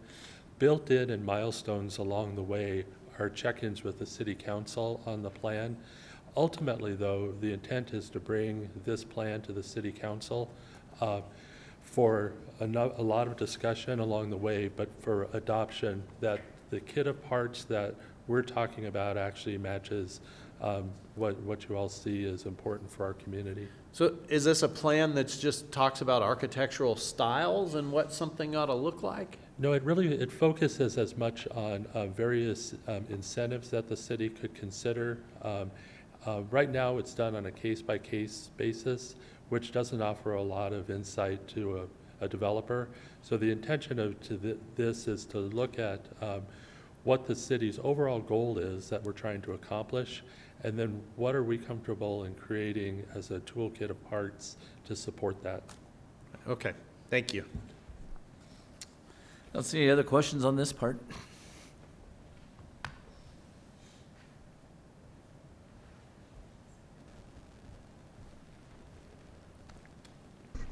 Good evening. I'm Linda Haley with Human Resources, and it's my pleasure to represent the Organizational and Service Effectiveness Priority Area for you all. This is a work system that comprises of 5 different departments, including the City Manager's Office, the City Attorney's Office, Finance, Information Technology, and Human Resources. This work system obviously priorities include serving the rest of the work systems so that they can serve the community. But we have a lot of areas in which we like to discuss with you this evening, so I'll go over them briefly. Our priority principles, I should say, include a well-managed, fiscally responsible government. That's Finance Department's work on ensuring effective and efficient operations, finding revenue sources, sustaining revenue sources. We strive to be a values-driven culture that operates with the highest levels of ethical behavior and transparency for our citizens. That involves leadership, setting the tone with that, and partnering with all of you as City Council, with our community, and with each other as employees. We strive to provide multiple information platforms that inform and engage our community. That includes our comprehensive communications plan, having access to public information that our community can easily access and that we can share. We strive to have a highly engaged and inclusive workforce. This is all about our journey for performance excellence and having a culture that is driven by a highly engaged, highly motivated, inclusive workforce that's dedicated to delivering superior services to enhance the lives of everyone in our community. We strive to provide quality legal services that help mitigate the risk for our operations, as well as protect the assets of the city operations. And finally, we want to ensure that we're leveraging data and technology to enhance service delivery, all about engaging our community with appropriate data and technology, using the highest levels of security to maintain the integrity of that data and technology as well. So, some strategic results that we want to share with you in this work system include the following. The first strategic result is implementing a comprehensive city communication and engagement strategy. Ben Irwin, our communications manager, is in the process of working on that strategy as we speak. Number 2 is developing and implementing a smart city framework within Focus to identify current smart city technology opportunities within all work system performance measures. We're at the very beginning of this process. We're doing some baseline assessments of our current areas for smart city opportunities, and that will continue. The number 3 strategic result is implementing an organizational performance excellence framework as evidenced by obtaining the Malcolm Baldrige National Quality Site Visit. We are in the process of considering application for Baldrige recognition in 2020 with the hopes that we do get that site visit by 2021.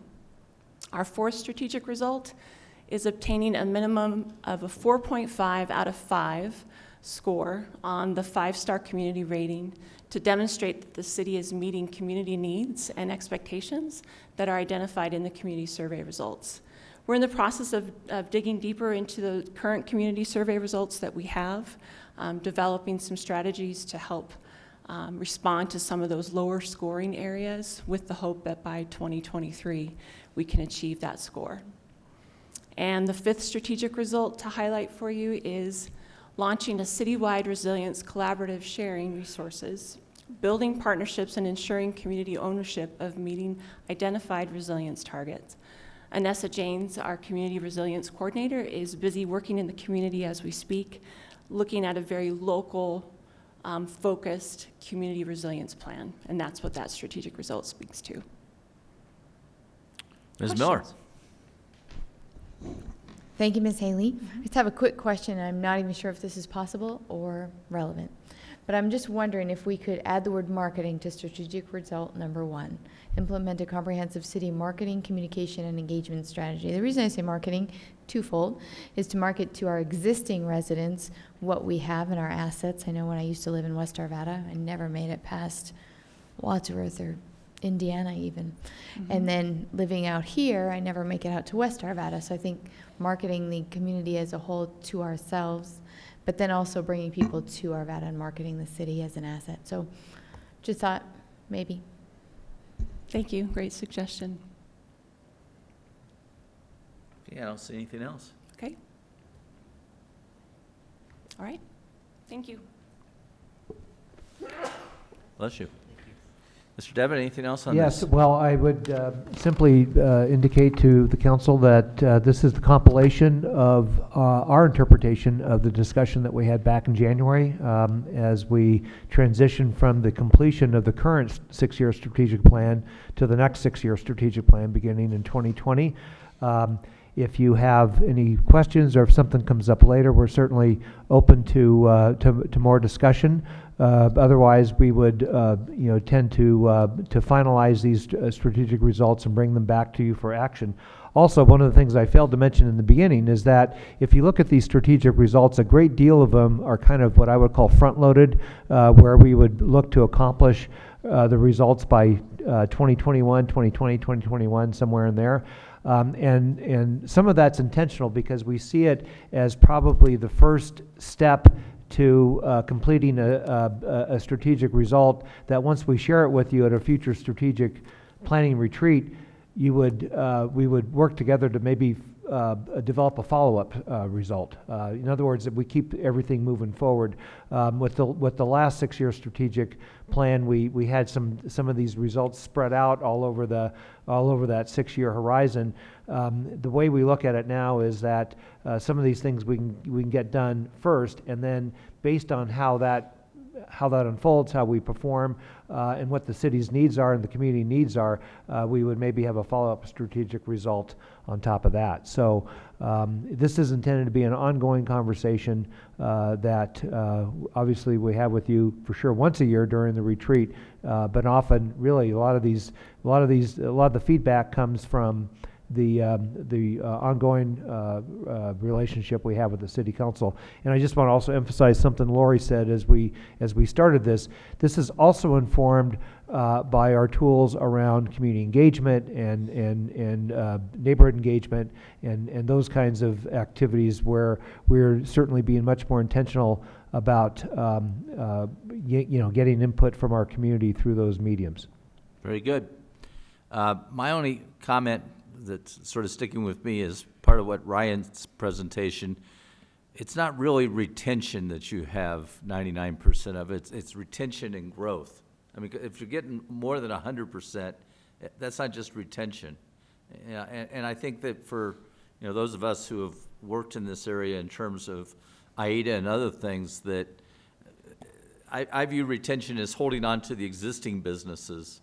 And so by having the growth that gets you over the 100%, that's really a different measurement and different factors. So I think that's something to think about as we move forward. The second comment I would make is that, Mr. Devon, you have quite an executive team. You've got quite a team of subject matter experts who, I think are really guiding the city quite well in all the various work areas, and makes me feel real good that we've got the kind of team that we do. Thank you, Mr. Mayor, for saying that. We are quite proud of the individuals who are here tonight and the others that are supporting them. Very good. Let's take a quick stretch in place before we start talking about short-term rental ordinance.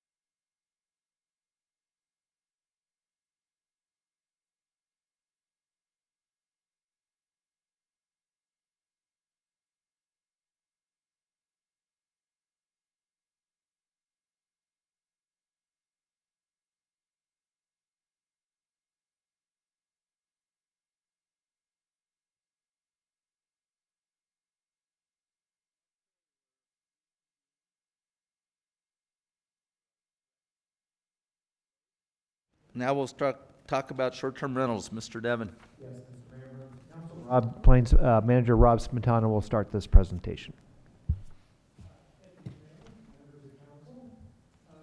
To go through a draft short-term rental ordinance, and staff put this together based on comments from council at our last two workshops on the land development code, where it was discussed about breaking this section out and hopefully moving a little more quickly on short-term rentals.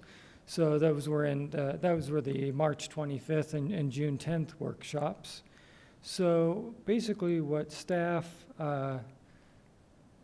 developed based on that input would be that a short-term rental ordinance for the city would allow short-term rentals in all residential zone districts where an entire house, a unit, or individual rooms could be rented as a short-term rental. In a single-family detached dwelling or an accessory dwelling unit on the property, it would be allowed. It would be allowed in one side of a duplex if the duplex was on the same lot, or in each duplex if they were located on separate lots. Short-term rental could be allowed in a townhome, in a condominium, in a multifamily condominium project, and in an apartment building with a condition I'll talk about here in a second. All short-term rentals would be required to provide at least one additional off-street parking space beyond the standard requirements for the particular use, and it can only be rented to one party at a time.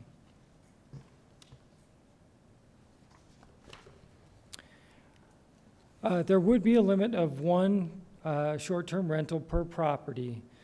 For example, if there was a primary residence and an ADU on the property, one or the other could be rented, but not both at the same time.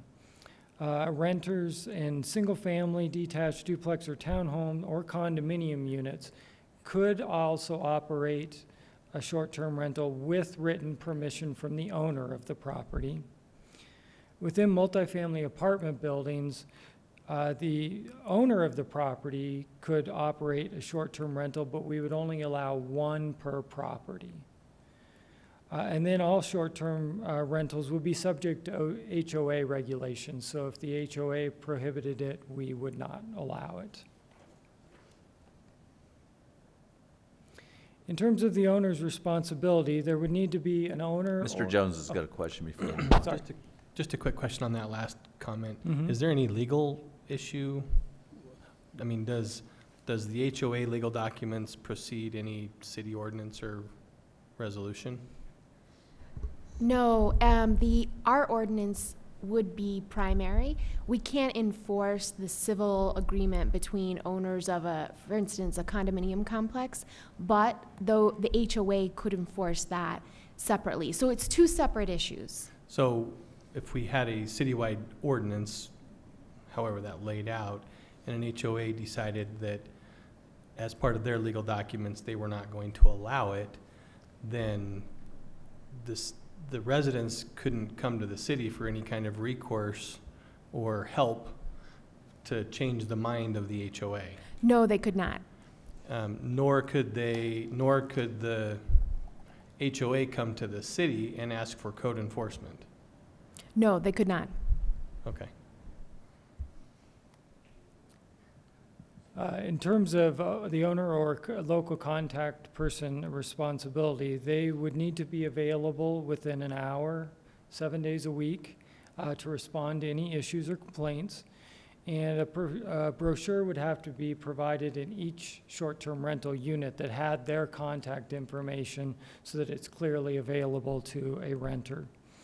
That person would also need to live within 45 miles of the rental in order to, if there was an emergency or something that needed to be taken care of quickly, and they need to be authorized to make decisions related to the property. There would be licensing requirements, and the property owner or the renter with authorization would have to acquire that license. It would need to identify the portions of the dwelling unit or property that would be used for the rental. They would need to identify that they meet the parking requirements, and they must certify that it will meet the structure would meet all the applicable codes and safety standards of the city. And they would, of course, have to pay our lodging tax. The license would not be transferable and would terminate on the sale of the property and would have to be renewed annually. Violations can result in fines, which are defined in the draft ordinance, and that a permit then can also be revoked for any for cause. And then finally, just wanted to show you what some of the other communities around the Denver area are doing in terms of short-term rentals and whether they allow it to be a primary use or they require the owner or a renter with authorization to actually occupy the property. Before you get that, Ms. Miller's got a question. Thank you. One of the things that we discussed in a previous workshop, actually as a result of a lot of community input, was requiring or prohibiting recreational drug use in short-term rentals. Is that something, I know legal was going to find out if we could even do that, and then we were going to speak to it. So I'm going to have Lori Graham respond to that question. Sure.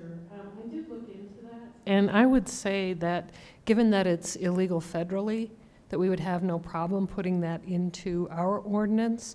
We weren't clear on whether we wanted to go in that direction or not, so I didn't draft anything in, but I certainly will if you ask me to. One of the things that we talked about extensively was the difficulty in monitoring that or enforcing that, because it is legal in Colorado in a residence, so it's a difficult issue. Sure, and I think the reason that we did talk about it was that a lot of people come to Colorado to do that, so it's more prevalent, I guess, in short-term rentals. I'm not sure. What about the rest of council? I'll ask around, Mr. McGough, would you like to see that kind of provision? Yeah. It seems to me that it would be difficult to enforce, and it's becoming kind of the part of the culture in Colorado. And it's not pervasive, it's not intrusive. I would not advocate including that as a limitation. Ms. Ford? I would agree because it would be difficult to enforce. Mr. Pfeiffer? I would want it included because I think even though it might be difficult to enforce, the issue becomes is then everyone flocks here to do recreational drugs, now mushrooms and other things, and now they're coming into the communities because the hotels are not allowing them to do it. So therefore they're going to show up in our residential area and do it. So I would like to see the provision in there. Okay.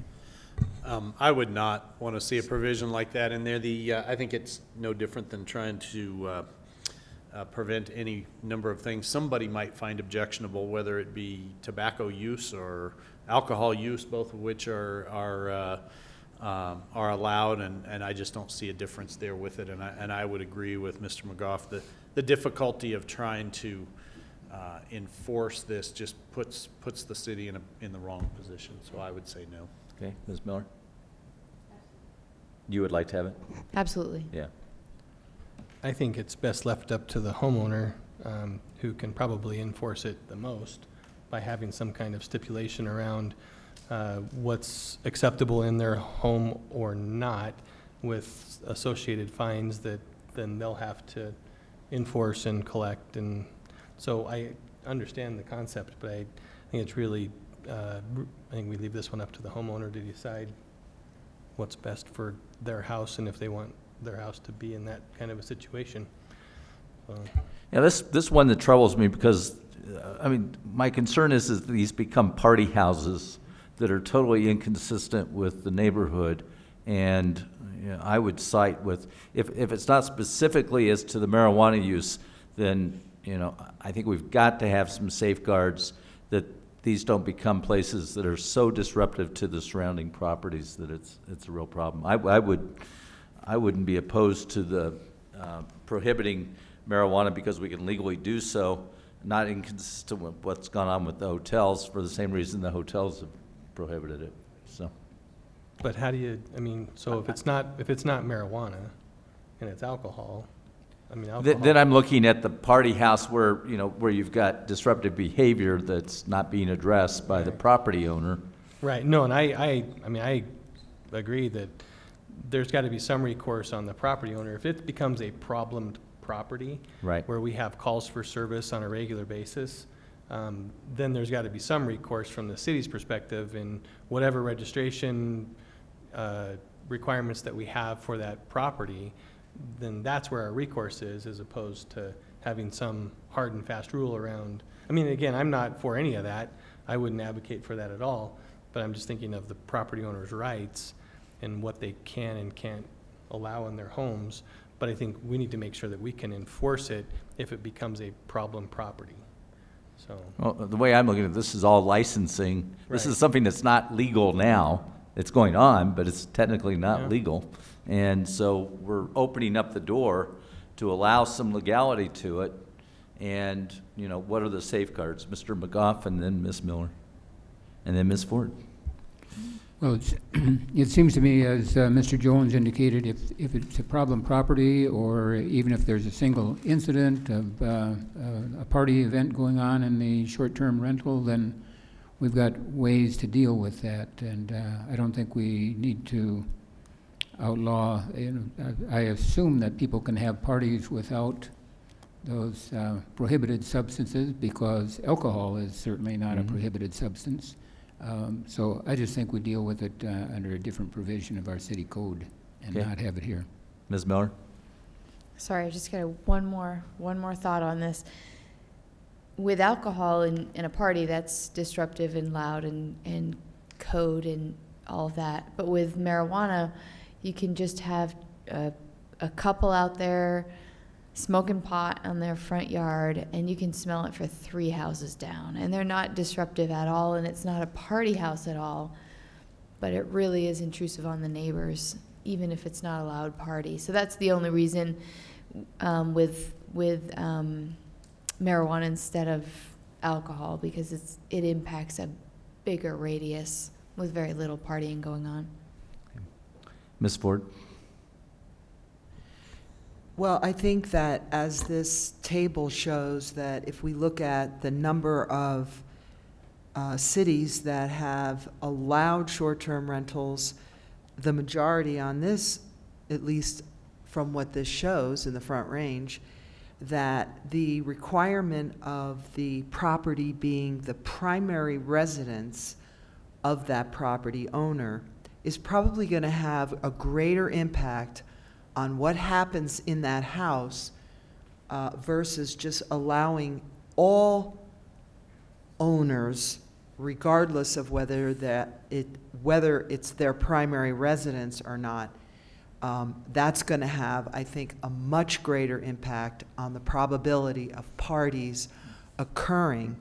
Because when you are living in a neighborhood and you have to deal with your neighbors, you know your neighbors, you want to be a good neighbor to your neighbor, hopefully you're not going to allow that kind of activity in your house as a short-term rental. And I think that the gentleman who spoke last week at the city council meeting was a very, laid out a very good example of what can happen when there isn't more control on the short-term rentals. So I think that looking at this table, that's probably going to have the greatest impact on what happens in the house.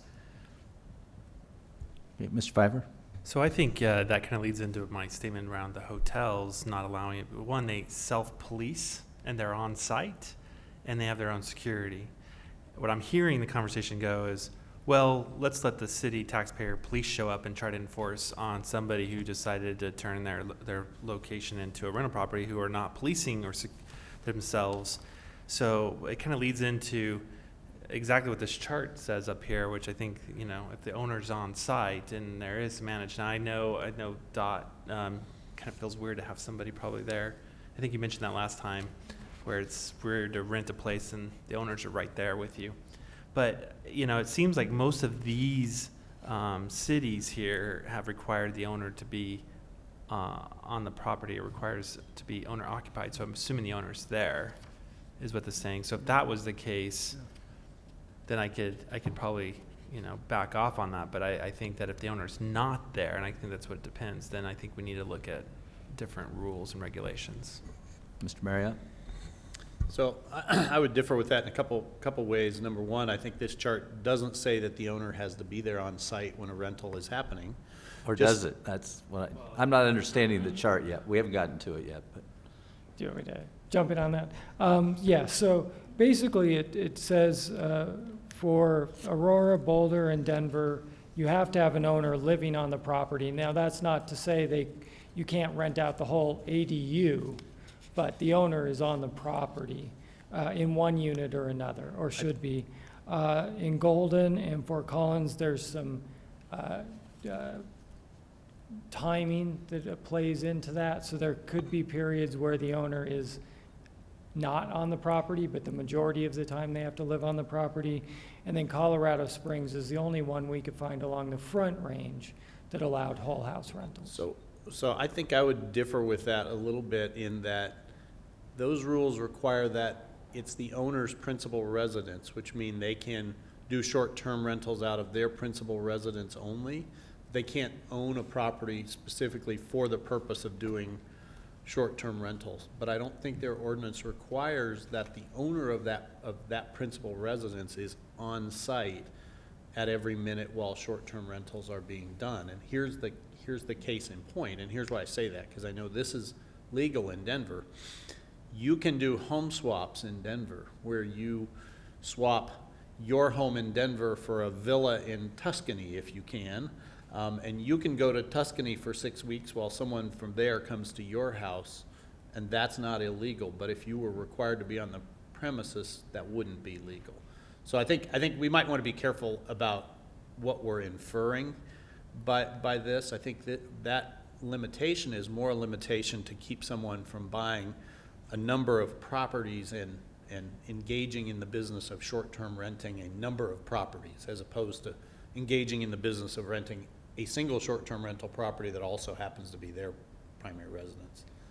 So I think that's my understanding of it, and you may differ. But here's the thing, Mr. Pfeiffer, I would bring up is that currently all of these issues that we talk about, if you rent a place to somebody for 32 days, none of this applies. They can use legal recreational drugs if the property owner allows it. They can have parties if the property owner allows it. And they can impact their neighbor, just like a person who buys a house in your neighborhood can, or someone who rents it for long term. The regulations we're talking about here are just for once you get under that time frame of 32 days. And so to me, the logic of having significantly different regulations for 32 days versus 30 days or 29 days doesn't make any sense. And I think the city's position and the remedies available to any neighbor who's being impacted by their neighbor's behavior is exactly the same in all cases with this proposal. Whether it's a 10-day rental, a 1-day rental, a 32-day rental, or a 6-month rental, or a 5-year rental, all of those would be in alignment. And to me, that's a better position for the city to be in than for things to be different because of that magic number of 30 days or 29 days or whatever that might be. So my comment. So one point that you may not know, I think if it's over 30 days, there's a 50% kind of rental, I think, penalty if you violate their rules. When you're less than 30 days, I don't think those are charged. Whose rules? VRBO, you can go in online and look. Why I know is because I'm trying to find a house to live in for a while. and anything, since mine's being built, anything over 30 days, you have to prepay all this money up front. So you're more skin in the game to probably follow the rules because you could lose the money you paid into. But less than 30 days, I don't have to prepay as much money. You're talking about just one private company that does this. These rules apply to property owners. If you need a short-term rental, you should come talk to me because I don't have that rule. And so these rules aren't are for the property, not for the I understand, private but company I think that- people that may in be Tuscany involved are or not may going to not call be you and say, "Hey, do you have one, John Marriott?" You know, they're going to I go hope- look. I hope They're they going to go do. look at VRBO. They're going to go look at other rental services, and that's where all those rules are understand. applying. Yeah, I guess the issue I want to address is, I tend to differ with you a little bit, Mr. Marriott, on this from the perspective of, I think that people who are there longer are going to take more responsibility than those who are there just for a weekend or a week, who don't have any, sense other than to enjoy their time here. I still struggle, and I don't support the concept that the owner has to be on premises. That's totally inconsistent with what I view as short-term rentals, where you want to rent the entire place and be able to use it. But there's got to be strong safeguards that there's a responsible person in close proximity. I don't even know that I like the 45 miles concept. I would go shorter than that, who's going to be responsible, address the issues quickly, because I think that's part of the fix. And the problem here is there's a few bad apples that mess this up for everybody. I mean, the concept is good, being able to utilize other people's properties and go around the country and see things and experience other things. But those bad apples really mess it up for everybody. And so what are the safeguards to deal with those bad apples? Ms. Ford? And Mayor, I think you're absolutely right. I think that we have to be careful, too, that we're not confusing owning and having the property be your primary residence with being there while people are renting the property, because I don't think that's what short-term rentals are all about, and I don't think that's a requirement in any of these jurisdictions. I think that the reason that it's to be a person's principal residence is really to protect the neighbors around that house, because we talk about the owner of the house and the ability to use that as a short-term rental. And by the way, it is described in our ordinance as a fair operating environment for all persons in the business of lodging and or transient accommodations. So it's described, short-term rentals, as a business. And many of these houses will be in areas that are residential only areas. And I think that that makes it very important to make it such that the person is the primary resident of that property, because you're going to take care of that property in a much different fashion than if you're just buying up a lot of properties to then rent them out on a short-term basis. And you mentioned the distance of 45 miles. I too struggled with that, because it also says that you have to be available within an hour. And, depending on traffic and everything, would a person be able to be available within an hour if they're 45 miles away? Well, that might not be that important, but to me, that kind of expresses a little inconsistency in terms of the availability of that person. The other question that I have, too, is, do we need to specify that that person has to be physically available, not just available by phone, email, or text? Anyway, I really think that we have to consider that these businesses, these anticipated businesses, are all coming into residential areas, and my major concern is that we're protecting homeowners from a lot of transient population. And again, I agree with you, Mayor. It's always those few bad apples that make it difficult for everyone. Yeah. Well, what we're seeing in Denver right now is that there's been enforcement actions and felonies brought against people who are claiming that it's their residence when it's not, and so they're cracking down on it. Mr. Marriott? Yeah. Thank you. I just want to go back to your comments, and I agree with you completely. I worry as well about the behavior of people who are here short-term, but I think this ordinance covers that because it does provide for violations resulting in fines. So that's something, to my knowledge, that a long-term rental, so longer than 30 days, I believe the city does not have any ability to fine landlords other than for code enforcement violations. It also has in here that the short-term rental permit may be revoked. And being that there's no permit necessary for renting long-term, again, that's an enhancement in this short-term rental ordinance that doesn't exist in the regular way that houses are rented. So I agree with you. I am concerned as well about the behavior of people in short-term rentals, and I think that was going to be one of my questions. We've heard a couple of anecdotes about you know, short-term rentals that have caused some difficulties, and I think we know of several of them. Does this provide adequate ability for the city to deal with those in an appropriate manner, either from a police officer standpoint or from a licensing and regulation standpoint? And I guess I would want to hear from either Mr. Devon or from you, Mr. Smetana, what you think about that, because to my eye, it does. My previous comments were only just about if we get into details of regulations like marijuana usage or not marijuana usage or these types of things, then we set up different rules for different properties. This is different administration for different properties, which I'm fully in favor of. Different rules, I maybe not. So if you would comment on that, whether these things that are contained in this ordinance, whether you think these are adequate or not, that's what I would like to hear. Well, yeah, we do. We think it does give the city recourse that you wouldn't have in the longer-term rentals. So it is specific to this this proposed use that we do have a little more teeth in order to have some recourse if it is a problem property. Mr. McGough? Yes, thank you.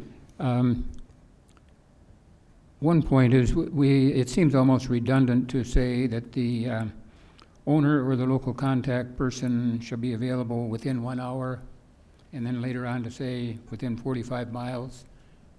It seems to me you might want to consider just saying be available within 1 hour and not have the mileage kind of thing there. I don't think that adds anything.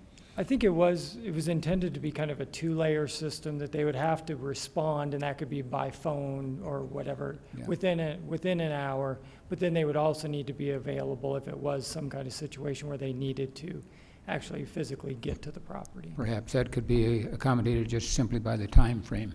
But the other thing I'm wondering is there's been a few comments made about this needing to be the principal residence, but there's nothing required here, nothing in your slides and nothing in the ordinance that talks about the short-term rental being the principal residence of the owner. Right. The way And this is so- drafted, it but- would allow the whole house, so Right. it would not So, have to but be. we've had a few comments about this being the principal residence, and it's certainly not part of the ordinance as presented to us in draft form tonight. That is correct. Yeah. Okay, Mr. Jones? Couple of questions. With regard to, the enforcement efforts that we would have as a city, we're not currently enforcing it today. What would it take for us to enforce it tomorrow? This new format. You ask a great question. I don't know that we fully know the answer to that. However, what I would tell you is it would take more people. We would have to dedicate additional FTEs to develop a licensing process and a enforcement process that would investigate complaints and those kinds of things. So we would have to make sure that we would be able to generate through the fees and possibly through lodging tax to supplement this need in order to make sure that we have the capacity to enforce on the provisions of this ordinance. So still there's a cost center. We don't know what the financial impact is to a department within Yeah, the city. we've looked at it on a very high level. I think we wanted to understand before we got into it more what the council's pleasure was. Okay. And then, and it says here the owner or local contact person. So it doesn't have to be the owner that's an hour or 45 miles away. It could be an owner's rep or a management company that they may be using. Okay. Yes. So my last question is, if I were a person who wanted to do a short-term rental, and for financial protection reasons, I put this home into a trust, and the legal name is David Jones, or not even, it's XYZ Trust, Family Trust. How are we addressing that? Because now we have the trust name, and then if we do some work, we can find that I am the legal owner, but how do we address a trust? So I think at the end of the day, and Ms. Graham, you can jump in if you have anything else to add, but at the end of the day, the owner is the owner. So if you are the legal representative of the XYZ Trust, then ultimately you're going to be the one who's responsible for making sure that compliance is achieved. So I guess my question, yeah, and I agree with you 100%, but in the registration process, maybe you haven't thought through it this far, but can someone who has a house in trust register a home for short-term rental? As it's currently written, I don't see why not. Because we don't have that primary residence Requirement. clause in there right Okay. now. I think that it would be possible. Okay. Thank you. Okay, Mr. Pfeiffer?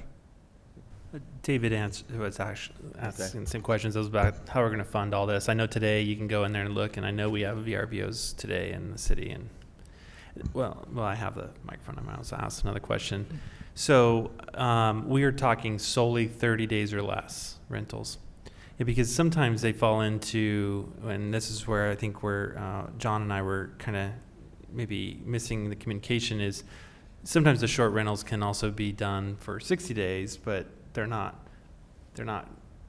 done differently. So in our ordinance, we're saying, well, hey, call John, like John was implying, right? This is more of a rental property than a short-term rental. Is that how we're viewing 31 days? Mm-hmm. If we do 31 days, it's more of a rental? Correct. Not So a short-term? It would be a long-term rental. Okay. Yeah. All right, thanks for clarifying that. Okay. I'm going to go around and see where people are on the residence, that it has to be their primary residence. Mr. McGough? No. Okay. Ms. Ford? Yes, I would not vote on it without it. Okay. Okay. No. No. No. And I'm a yes. So, okay. Let's, what's the next steps? Oh, I do have a question. What's that? I do have a question or a concern. You bet. Yeah, it has to do with the ordinance and the proposed ordinance itself. And let me look here. It's on the 5.5.6, and just wondering if the drafters of this might look at it a little more. The introductory paragraph says the director may refuse to grant an initial license if there are any of the following. Only the first two are of the following, and then there's another section heading needed. Okay. Yeah, that's exactly correct. So we'll get that fixed Okay, before we get thank it you. back to you. Okay, Mr. Pfeiffer? Yeah, one clarification. So when we say primary resident or principal resident, we're talking about that's just registered as it. It's not that they need to be on site. That's what I meant by my question. That's what I meant. Yeah, yeah, That's what she that meant. someone can own a property, Don't have to be there. don't have to be there, but it's still their principal residence. And I don't know how you define, and I know Denver requires it and some others. So if it's my principal residence, but I own another house 3 blocks away, Right? what then is my principal residence? The one you live in, the majority of the time. Okay, so I own the house 3 blocks away that's a vacation rental for 30 days or less. It's a second home, but I'm the primary owner of that. That's how, I think that's where I'm getting stuck in the definition of primary residence. Well, and this is where the issues come up in Denver, because they say it's gotta be your principal residence. And you've got people who own multiple properties who are leasing out on these short-term rentals. So, okay, I'm really confused now, because I thought I had it. So, if I own a house on Block A and a house on Block C, Right? and I only live in one of them, and I'm within the hour and 45 minutes away, or 45 miles away, and can I apply to the city to allow the house on lot or street A for a short-term rental? If that's the one you principally live in, yes. So I rent from myself, the other one? Well, you could go stay in the other one for a short term if you wanted to. You know, I mean, it's just, I mean, So in order for me to have a short-term rental, I gotta go on vacation. Right. And someone can use my house while I'm gone. Right, that's what I'm, Yeah, I'm not for that. okay. That's fine. Or you're in Georgia for 9 months out of the year, but you registered in your license, say you live in. Mr. Jones, let me clarify for you. So I live in one house and I own the house right next door. Under this ordinance, I can continue to live in the house I live in and I can short-term rent the house next door. If we were doing Denver's ordinance, I could only rent the house that I live in. I would have to move into the house next door so that I could rent the one that I live in. And that's the difference. But Which one are we doing? Well, to do a short-term rental, I could only do it in the house that I live in. And as at this ordinance, however, the one we're proposing and talking about Doesn't here have tonight, that. doesn't matter. I can continue to live in my house and I can short-term rent the one right next door if I so choose to. Well, the difference is business. It's the whole idea that I understand with short-term rentals is it gives everybody who owns a property the right to short-term rent that property as a owner and a primary resident of that property. It's the idea of it's your principal residence, because if you don't do that, and that's why most of these cities are doing it as a principal residence only, it's to keep people from buying up houses, getting rid of, we don't want people coming into Arvada buying up houses for short-term rentals. We're not going to have stable neighborhoods that way. That's why most of these cities are doing it that way. They don't want people coming in, buying up a lot of housing stock to use as short-term rentals and change the environment of the neighborhoods. It's like my condominium complex, if you think about it. Every building has 5 units. According to this ordinance, if the HOA allowed short-term rentals, every unit in that building could be rented as a short-term rental. Well, that would completely destroy that neighborhood, wouldn't it? If everyone who owned a condo in each of those buildings could rent them, well, obviously my HOA would not allow that because it would change the community. We have to think about, I believe we have to think about, how do we want our community to look? We're not a vacation area like the mountains or when you go to the beach or whatever. Generally, those are second homes that people rent out on a short-term basis. But that's not what we're trying to accomplish, I don't believe, in Arvada.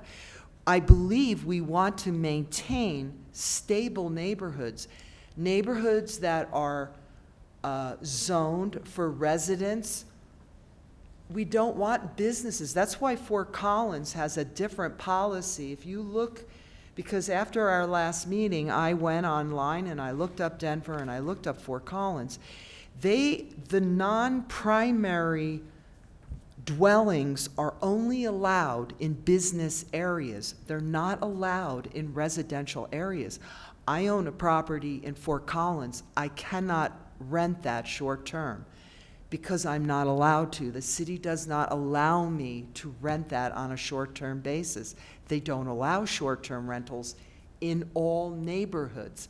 And that's what, as the advisory committee, the Land Development Code Advisory Committee discussed and actually made a recommendation to City Council that if short-term rentals were allowed in the city of Arvada, that they would only be allowed if the owner of the property is the primary resident of that property. That was the recommendation of the Land Development Code Advisory Committee, which I'm on. So when this came to City Council, I was very surprised because as a council, we changed that. We were not listening to our advisory committee. And so, you know, I really implore the council to think about this. It's very important because I really do think, and I have a resident who has experience who I don't even know, and he's shaking his head yes, we have a situation where, you know, Colorado Springs, if you look at the date, that's only last year that they decided this. Well, if you look at the dates of the other communities, they're a little earlier. I would probably want to go with the experience of the other communities that have been doing it for some time rather than saying, oh, let's just allow it anywhere. Because once you allow it, it's going to be hard to take it back as a community. And do we really want to have a lot of people coming into Arvada, buying up homes? We already have an affordable problem here in Arvada. Do we want people to come in and buy up homes for businesses and rent them out short term in neighborhoods that are residential neighborhoods? Mr. Pfeiffer. I forgot why. I agree with Mary, or Lancy. Okay, Mr. Jones.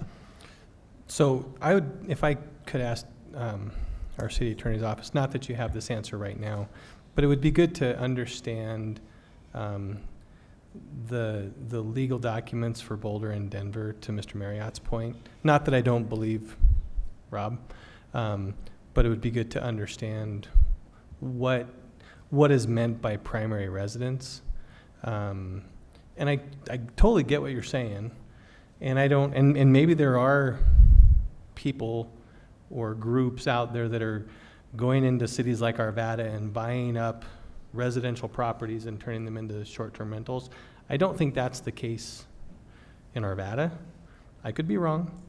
But what I think it is the case of someone who takes a job in another city and decides that they don't want to sell the home that they bought here, and rather than do a long-term rental, they prefer to do the short-term rental. I think we've got an unfortunate situation with at least one problem property. And I don't know all the details around that, or the owner, or the circumstances. But to me, it seems like if I own a home in Arvada, and I move to Golden, or I move to Breckenridge, or I move to somewhere else. You're off of council then. I'm just thinking ahead. You never know. I'm sorry. You never know.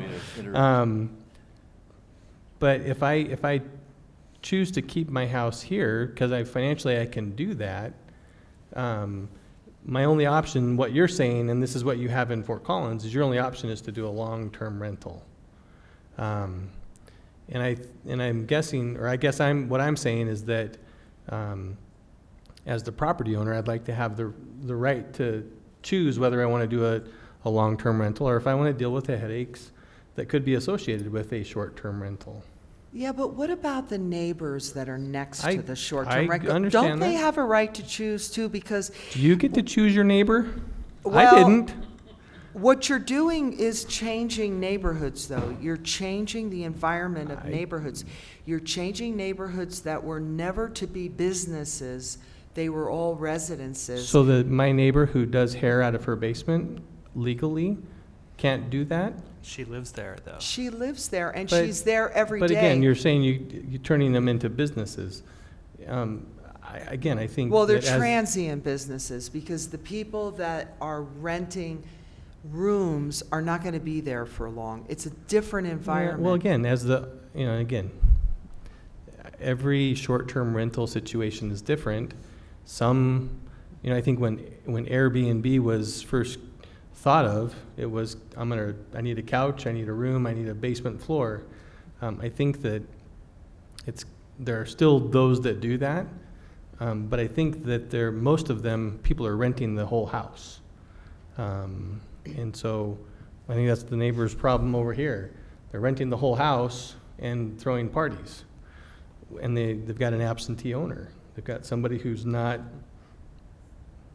there's no rules to follow, but they've got an owner that's not there or near or responsive. So again, it's a hard question, but again, I think that limiting the property owner's right to choose whether or not they want to do a short-term or a long-term rental in that particular case is not ours to say, but could we limit the number that a single person could have in the city of Arvada? So that, you don't have somebody coming in and buying up a bunch of stuff, I don't know. So well, I think it is the city's responsibility, to be honest, to say that's why we have zoning, we have different zoning for different activities. I think that, if we don't know what's going to happen, right? We don't know if people are going to come in and start buying up homes in Arvada and renting short term. But I would want to protect our citizens who live here, who bought in residential areas because they were looking for more stable neighborhoods and stable neighbors.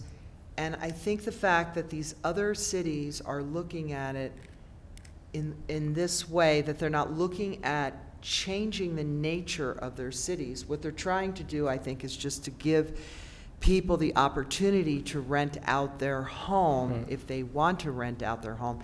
But if we get to the point where we're going to change the zoning to allow all businesses everywhere, I think we're going to have issues. And I think that we should look at what other cities are doing and why why does Denver keep the primary residence? Well, so if I can have the floor back.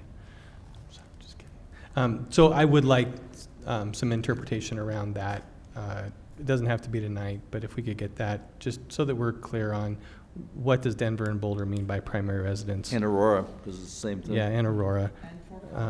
So that we can have a little bit more information around that. We can certainly do that and get back to council on that. Right, Mr. McGough, you're next, and then Mr. Pfeiffer. I'm just wondering if we might get kind of a status of where we are now. We're kind of going back and forth, but we've given the staff direction to come up with an ordinance that responded to our earlier concerns. That's been presented to us this evening. The question of primary residence, the mayor did ask, and we went around, and I believe it was 5 of us gave direction to say I think it was 4-3, but that's... Was it 4-3? Okay, to that we did not want to impose primary residence. So is that, where are we at this point? Are we backing up from that, or is that something that we've already given direction on? I think we're still at 4-3 on that. Yeah. Okay. So perhaps the direction right now is for it to stay without the residence, the owner's primary residence requirement. So perhaps we could move on to the next point. Okay, Mr. He's called a question. Is that what he's doing? Well, first of all, this is a workshop. Yeah. So we're not making final decisions tonight. Mr. Pfeiffer? How do I follow that when he's like, we're done? Well, the comment I have is I moved into a residential zone expecting stability. I have property rights too, and I expect my community to be in certain expectations. That's why you move into a certain area. I can only fathom, moving into an area that I had no idea my 2 neighbors were just churn and burn next to me. It would probably discourage me to move into that community. Just but I have rights too. And if I've moved there and the two houses next to me get turned by the same owner, then that's not fair to me for my expectations for my property, because I got to deal with trash or issues or whatever. And I get property rights. I know John's Well, John's part of screwing up, the but- answer there is HOAs. Yeah, You probably absolutely. I think HOAs will help enforce it. I think that we need to just not always worry about, well, what about me as the property? It's always about me, but we lose the whole community perspective. And, you know, I have rights too. I have rights where I don't want noise. I got ordinances that protect me as a citizen as well. And yet the noise comes from a property. I should have the ability to live in peace and live in a sense of security and community. So I'm not going to belabor it. Mark McGough wants to shut it down. I know John wants to rear up and say something here, so we'll let it. But that's just my thoughts. I just think that running a business, because I'll conclude with this. She's right. If a condominium turned into, it's an apartment, it's now becomes a hotel. And I never would have thought to move into your community if I knew a whole unit with 5 units turned into a hotel. That's not what I expected when I moved into the community. So I appreciate her example where she lives, and I think that resonates a lot with me. Ms. Ford. Well, let me just respond to what you just said, because not only that, but recognizing that when the city does change this through an ordinance, the onus now is going to be on all these HOAs to have to change their, bylaws and everything, and that's costly for HOAs. No, they're not.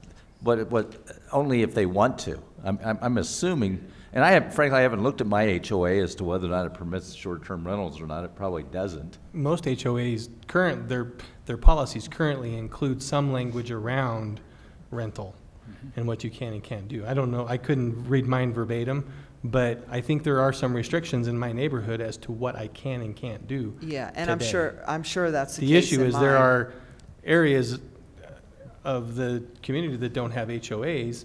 You know, it's similar to a conversation we had earlier tonight, a different topic, you know, where you got some in and some out, and so who are you trying to protect? Whose property rights?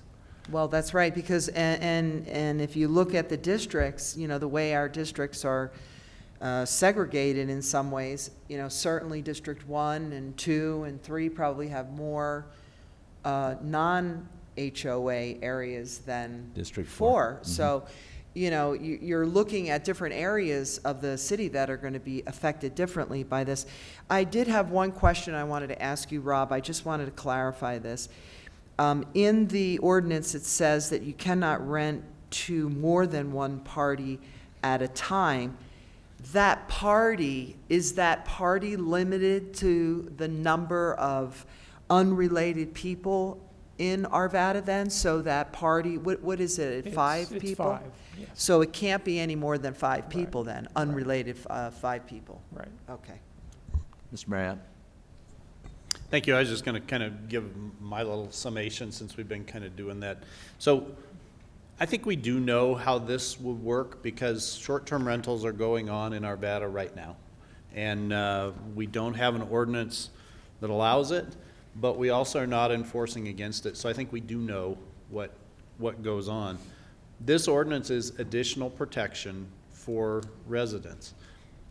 It doesn't go maybe as far as some people would like. It maybe goes as far as other people would like, but keep in mind that what this ordinance would do is it does preserve the right to use your property as you see fit with conditions, and those conditions are licensing, tax collection, the risk of fines, and the risk of revocation of the license that allows you to use the property that way.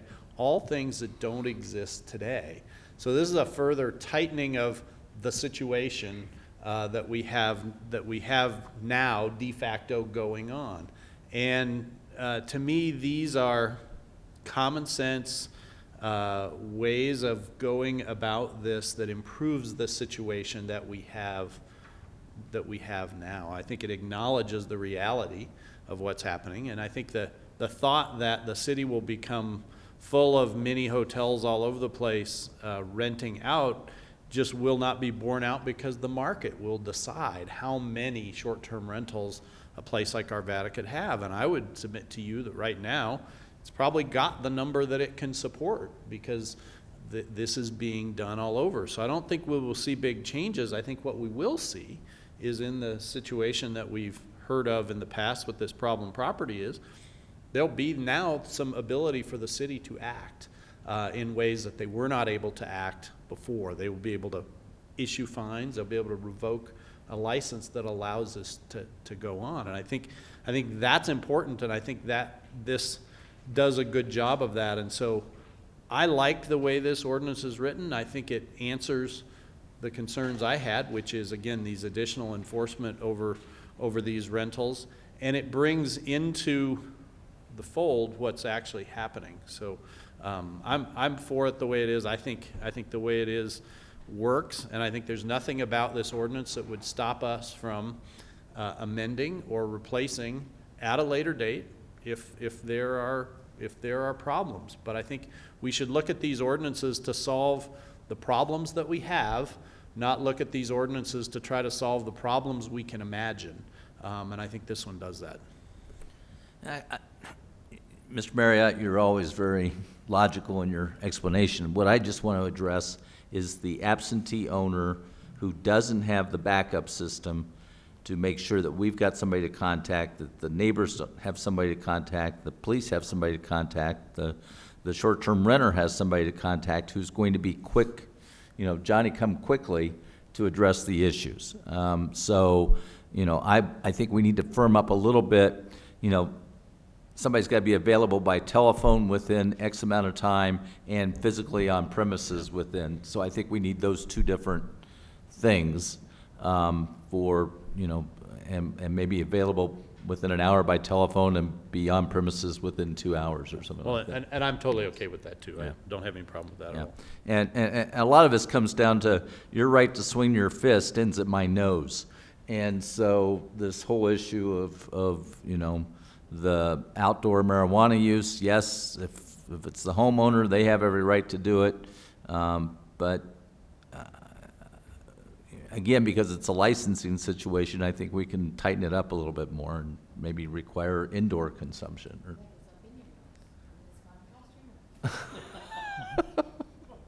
So, but, I don't know if anybody wants to have any further discussion on these points, or Mr. McGough. Yeah, I would just make the point that if we move this ordinance forward, we still have the public hearing. Exactly. And so that's where a lot of this will come up. Right, that's a good point. That's when we should be addressing it, in my judgment, that's the time to do this, to ask those questions and to hear input from, I'm sure, both sides of the issues involved here. Very valid point. Okay, I see no other lights on. That was easy. So, Mr. Devon? Yes, Mr. Mayor, members of council, I think what we'll do is, in addition to bringing this back for council consideration at a future date, we'll also add some information about how we will operationalize this. How we would collect licensing fees and support monitoring and enforcement type action. And then City Attorney's Office will research some more information around what is going on in the other cities that you brought up, and right. So that we'll have a full package and be able to make a full presentation to you. Very good. Can I just ask one clarifying question about the marijuana situation? I thought we were clear as mud. I just wanted to clarify. I heard there at the end that maybe if it's cannabis related, if it's indoor consumption, that would be. Well, that's just my thought. I think I go along with Mr. McGough. Let's hear what the public has to say on the topic, Okay. and then, that'll be So our kind time. of leave it as is right now. Leave it as is for now. Okay, there we go. Thank you. Yeah. Fair enough. Okay, Mr. Archer, how long's your presentation? How long would you like to use? Mr. Devon, did I tell you you've put together a great team? Can we stand up for just a minute? Let's just stand in place. Let's not wander off, and let's quickly.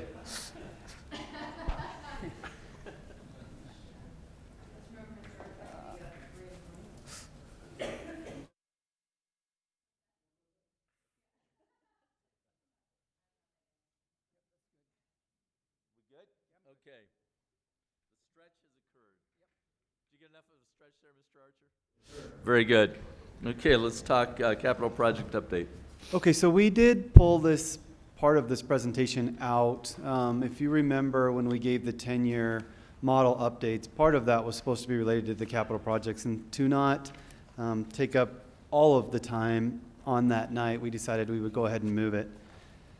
A lot of this is just going to be for reference, and so we're not going to spend a lot of time on any individual slide.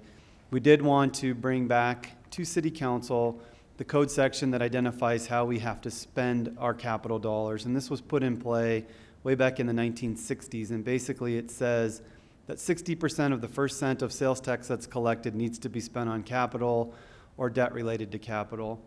If you play that out, it's really 20% of the sales tax we collect. And so on average, that's somewhere around $10 or $11 million per year. We then further defined the difference between what's a capital improvement and what is major capital maintenance. And that's in code section 2-291 and further defined on this page. And really what we were trying to accomplish there is understand, does a road count as major capital maintenance or does it count as operational maintenance? Again, this is all information City Council should be, has seen before and is just for reference for tonight. So what we're showing here and on the next few pages is just really a breakdown of how the 2020 to 2028 capital plan looks like. So 98-101, again, that's the money that's required to be spent. Other city dollars in this case really relates to utilities funds, funds from the water, wastewater, stormwater, Gulf, etc. External funds are going to be grants. And then, again, we do have some TBDs, and these are really out in the future. We're on a 10-year plan of areas that we haven't identified the revenues that are needed to complete those projects. A pretty small number on a $345 million plan. But again, projects that if they're going to move forward, we're going to have to find funding sources for. This is the counter to that, how we're going to use the money. And again, broken out by our major categories: general, transportation, facilities, parks, golf, hospitality, and then our utility funds. One question would be, why are our uses greater than our sources? And that is because some of the uses are items that were accumulated over time. So we put money maybe towards a park, and it maybe took 4 years to identify those revenue sources, and they were prior to this 10-year model. And then we spend that money in 1 year. This is a slide that council saw back in July. And again, it relates to how we've allocated our funds in total moving forward. So if you took that pot of money, the approximately $11 million per year, how is it being allocated? So roughly 68% is committed to debt, and you'll see the debt items here in a minute. 20% goes to our TLC program, leaving approximately 12% for new projects, and these would be one-off. Projects like items related to the Arvada Center or items related to a new street, not necessarily a street that we would have to bond for, but maybe it's an improvement to a street off of the projects that we're working on today. I do want to point out that this has been the plan for many years. Council will remember that we had a Citizen CIP committee make a recommendation in 2015. We had some available funds at that period of time. We've now programmed those funds, and this is a representation of that.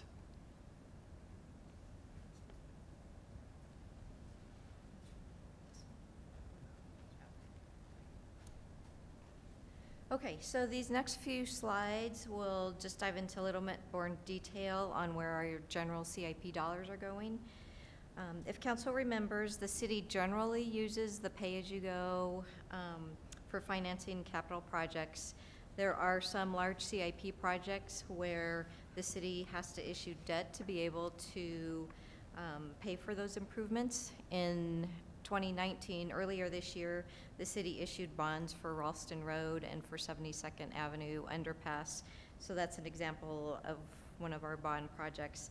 In 2015 and 2016, we also issued certificates of participation to complete some improvements at Arvada Center and to also finish the intersection at 72nd and Indiana. In the CIP, we have programmed $1.5 million each year for the future natatorium that we will complete in conjunction with Jefferson County's districts and Apex, so that's also in this slide. So altogether, over the next 9 years, we have about $67 million in debt service. That really equates to about 7.45 each year. And as Brian had said, we have about $10 to $11 million in general CIP dollars. So that's where we get the roughly 68% of CIP dollars going towards debt service. Okay. So this next slide just shows where some of the next category is kind of our taking lasting care dollars. We have a lot of mature infrastructure in the city that requires ongoing maintenance. So one of those is transportation. A lot of our dollars go towards projects like traffic signal replacement. We have about $8 million that we spend on that in the next 9 years. We spend about $6 million on sidewalk and trail gap replacement, about $1 million each on intersection safety improvements and long life pavement markings. And then we have a group of quite a few small taking lasting care programs. Those are collector street improvements, ADA ramps, safe routes to school, vehicle detection, and guardrails. Those account for about $3 million of those transportation dollars. We have a small amount of money to put towards facilities. The majority of those dollars are for public art purchases and maintenance. And then we have another $18 million that we spend on parks. Most of that money, about $11.6 million of that, is spent on playground renovation. We spend about $4 million on irrigation replacement at many of our parks. Those last two categories, hospitality, water, wastewater, and stormwater, those are considered enterprise funds and aren't subject to, they don't take any of the general CIP dollars.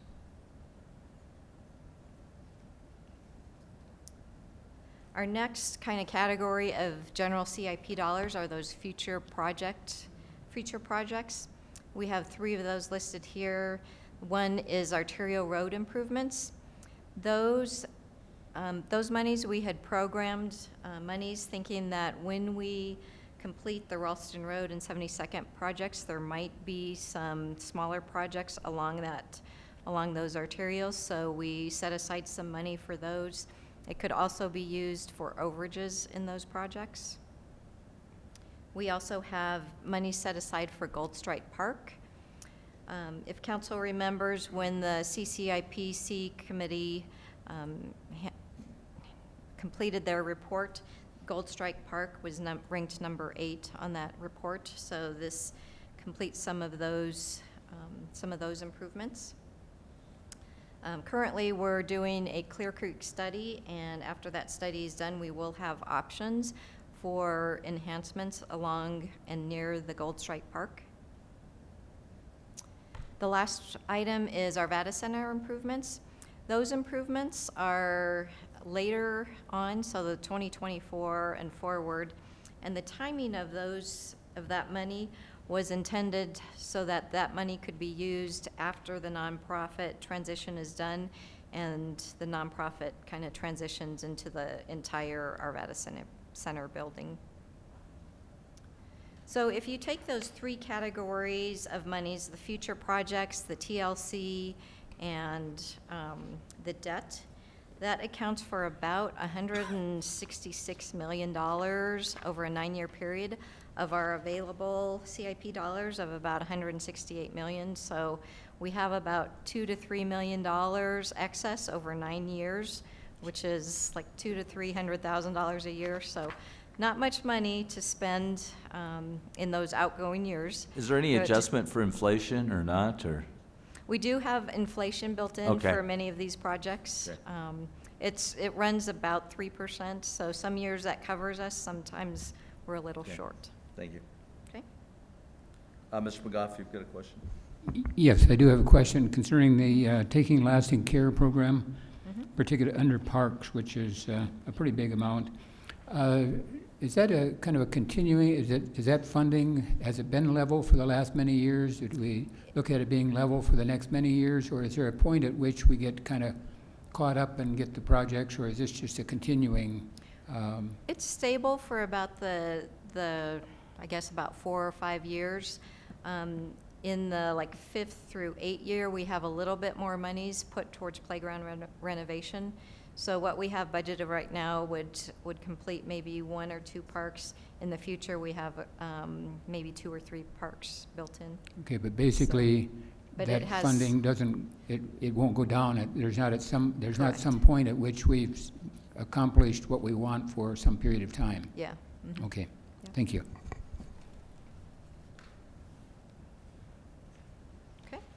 So the next couple of slides, we'll just go over some of the current projects that we have going. These are all new projects. The first one is the park maintenance building. This is to replace the current building, which I think is over 40 years old. This item was number 6 on the citizen CIP list, so that's a good thing that it will be replaced. We just completed the Delta Community Station. This is to complete the community policing model that public safety has been working towards for several years. We have Ralston Road, Phase 1 and 2. This was ranked number 1 in the CCIPC report. We have projects on 72nd, both the intersection at Indiana and the underpass. Those were both ranked 7 and 10 in the report. And we have annual amounts that we're putting towards fiber and conduit, so building out the city's fiber and conduit mapping. That was number 9 on the Citizen Committee report. And then we also have the Holistic Health Park, and this is one of those items that Brian talked about. We have some funding for this park, but staff is continuing to try and find additional funding to complete this park. I talked a little bit about the Taking Lasting Care, so I'm not going to go over all these items again, but just to say that, you know, we do have about 20% of our dollars for TLC projects. The ones I do want to highlight are the missing sidewalks. That was an item ranked number 2 in the citizen report. The guardrails ranked number 13, and then playground renovation ranked number 5 in the report. And then the last category of current projects are the grant-funded projects. So we do have a grants writer in the finance department, and his job is to try and leverage grant opportunities for the various projects in the city. So these projects represent projects that we've been able to get grant funding on. There's about seven or eight projects. They total about $5.6 million in grants. So this kind of just demonstrates that in addition to those projects that we use for CIP funding, we're able to do other projects with little to no impact on the general CIP, and that's through those grant opportunities. So really, when you look at the current projects, I guess the good news and something that I think council should be proud of is that over the last 4 years, we've kind of identified funding for almost all of the top 13 priorities listed in the Citizen Committee report. I guess the not so good news is that we don't have much money left. So, you know, we have a little bit, a couple $100,000 each year, but a lot of those dollars have already been programmed. Mr. Pfeiffer. So I think every year I ask this question and I get confused around capital and then maintenance. So TLC, is that maintenance or capital? It's what we call capital maintenance. So it's maintenance that is expected to last like over 5 years. So it's not what we would consider operating maintenance, Operating maintenance would be something like, I guess, just replacing, like, instead of replacing the whole irrigation system, you're replacing specific heads or something. When we do capital maintenance, we're kind of renovating the whole system or the whole park. So you are replacing the entire system, Yeah, not just so, doing yeah, like it's like- acid treatment. yeah. I mean, that's one way of maintenance, I guess, the way I look at that. Yeah. Just kind of getting a few more years out of the asset before it being replaced. Correct. And then I always ask this question too, where is our traffic signals and that kind of stuff? Where does that sit in this? Because I'm It's in the transportation, it is in the- taking less than care. the so 70, that's not 70. It's like 22 million. Yeah. I'm just- It was about $28 23 million. million almost. Just traffic itself is about $8 million. It's about $700,000 to $800,000 a year for traffic signal replacement. Is that enough to replace signals in an intersection? Because I got a quote, it was $1 million per intersection for one intersection. I think it's more like 2 to 400,000 per intersection. It depends on if the extent of the changes. Including the poles and the light heads. And Yes. Mhm. WL's taking care of our Yeah. group. Yeah. Yeah. Okay, thank you. Okay. Let me Thank you, clarify, Lisa. WL's taking care of Arvada. Let me just Yes, make clear. we which have a group good I'm referring relationship to. with WL for sure.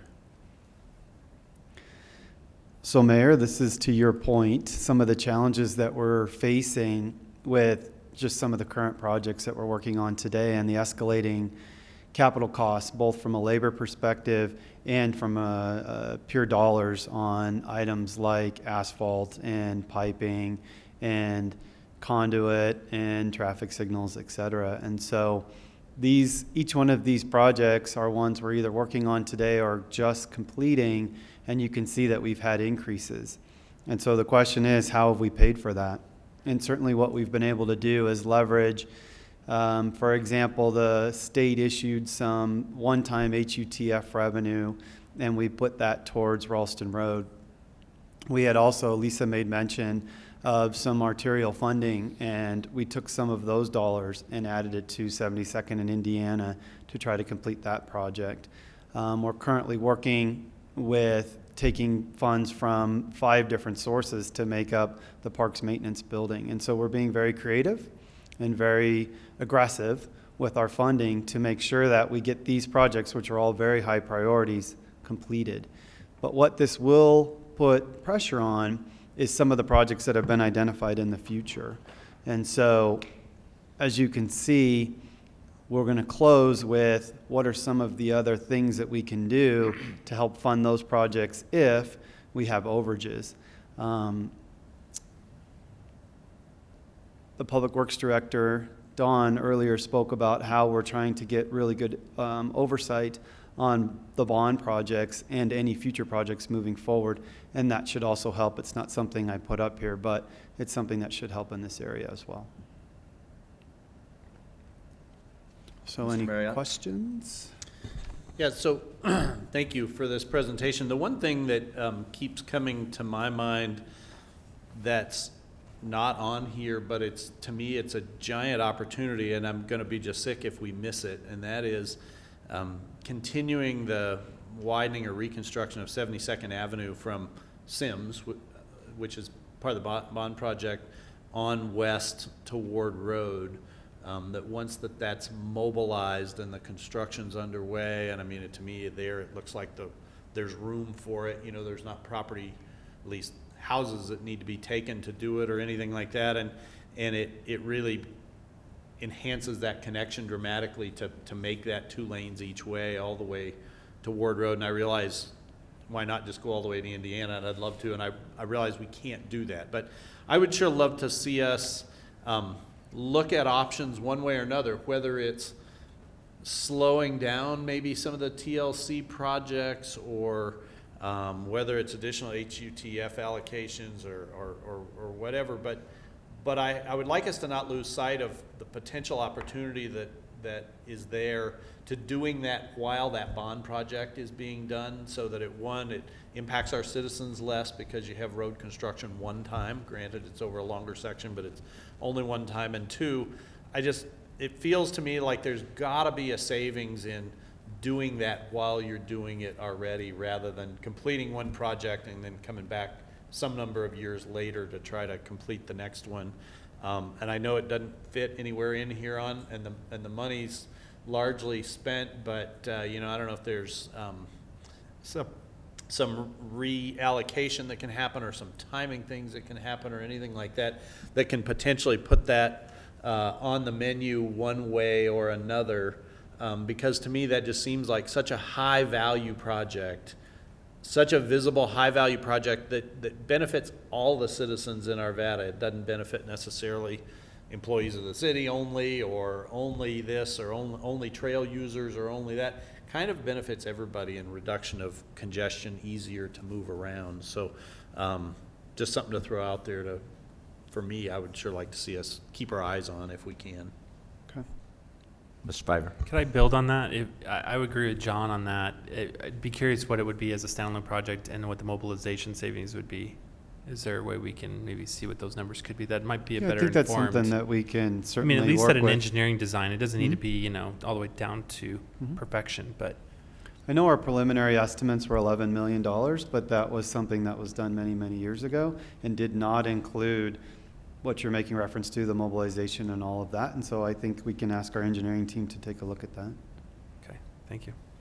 Back in the day, we would have one-time funds that would make those kind of projects feasible, and I think our budgeting is just much more realistic and tighter now, so that we're, you know, not having large influxes of one-time funds. The other challenge, of course, and this goes to a presentation Mr. Archer already made, is that we are starting to see the economy slow down. Right. We're starting to see building slow down. We were generating significant building fees, and you know, we had years where our sales and use tax were going up by 5 and 6%. Those days are not happening now.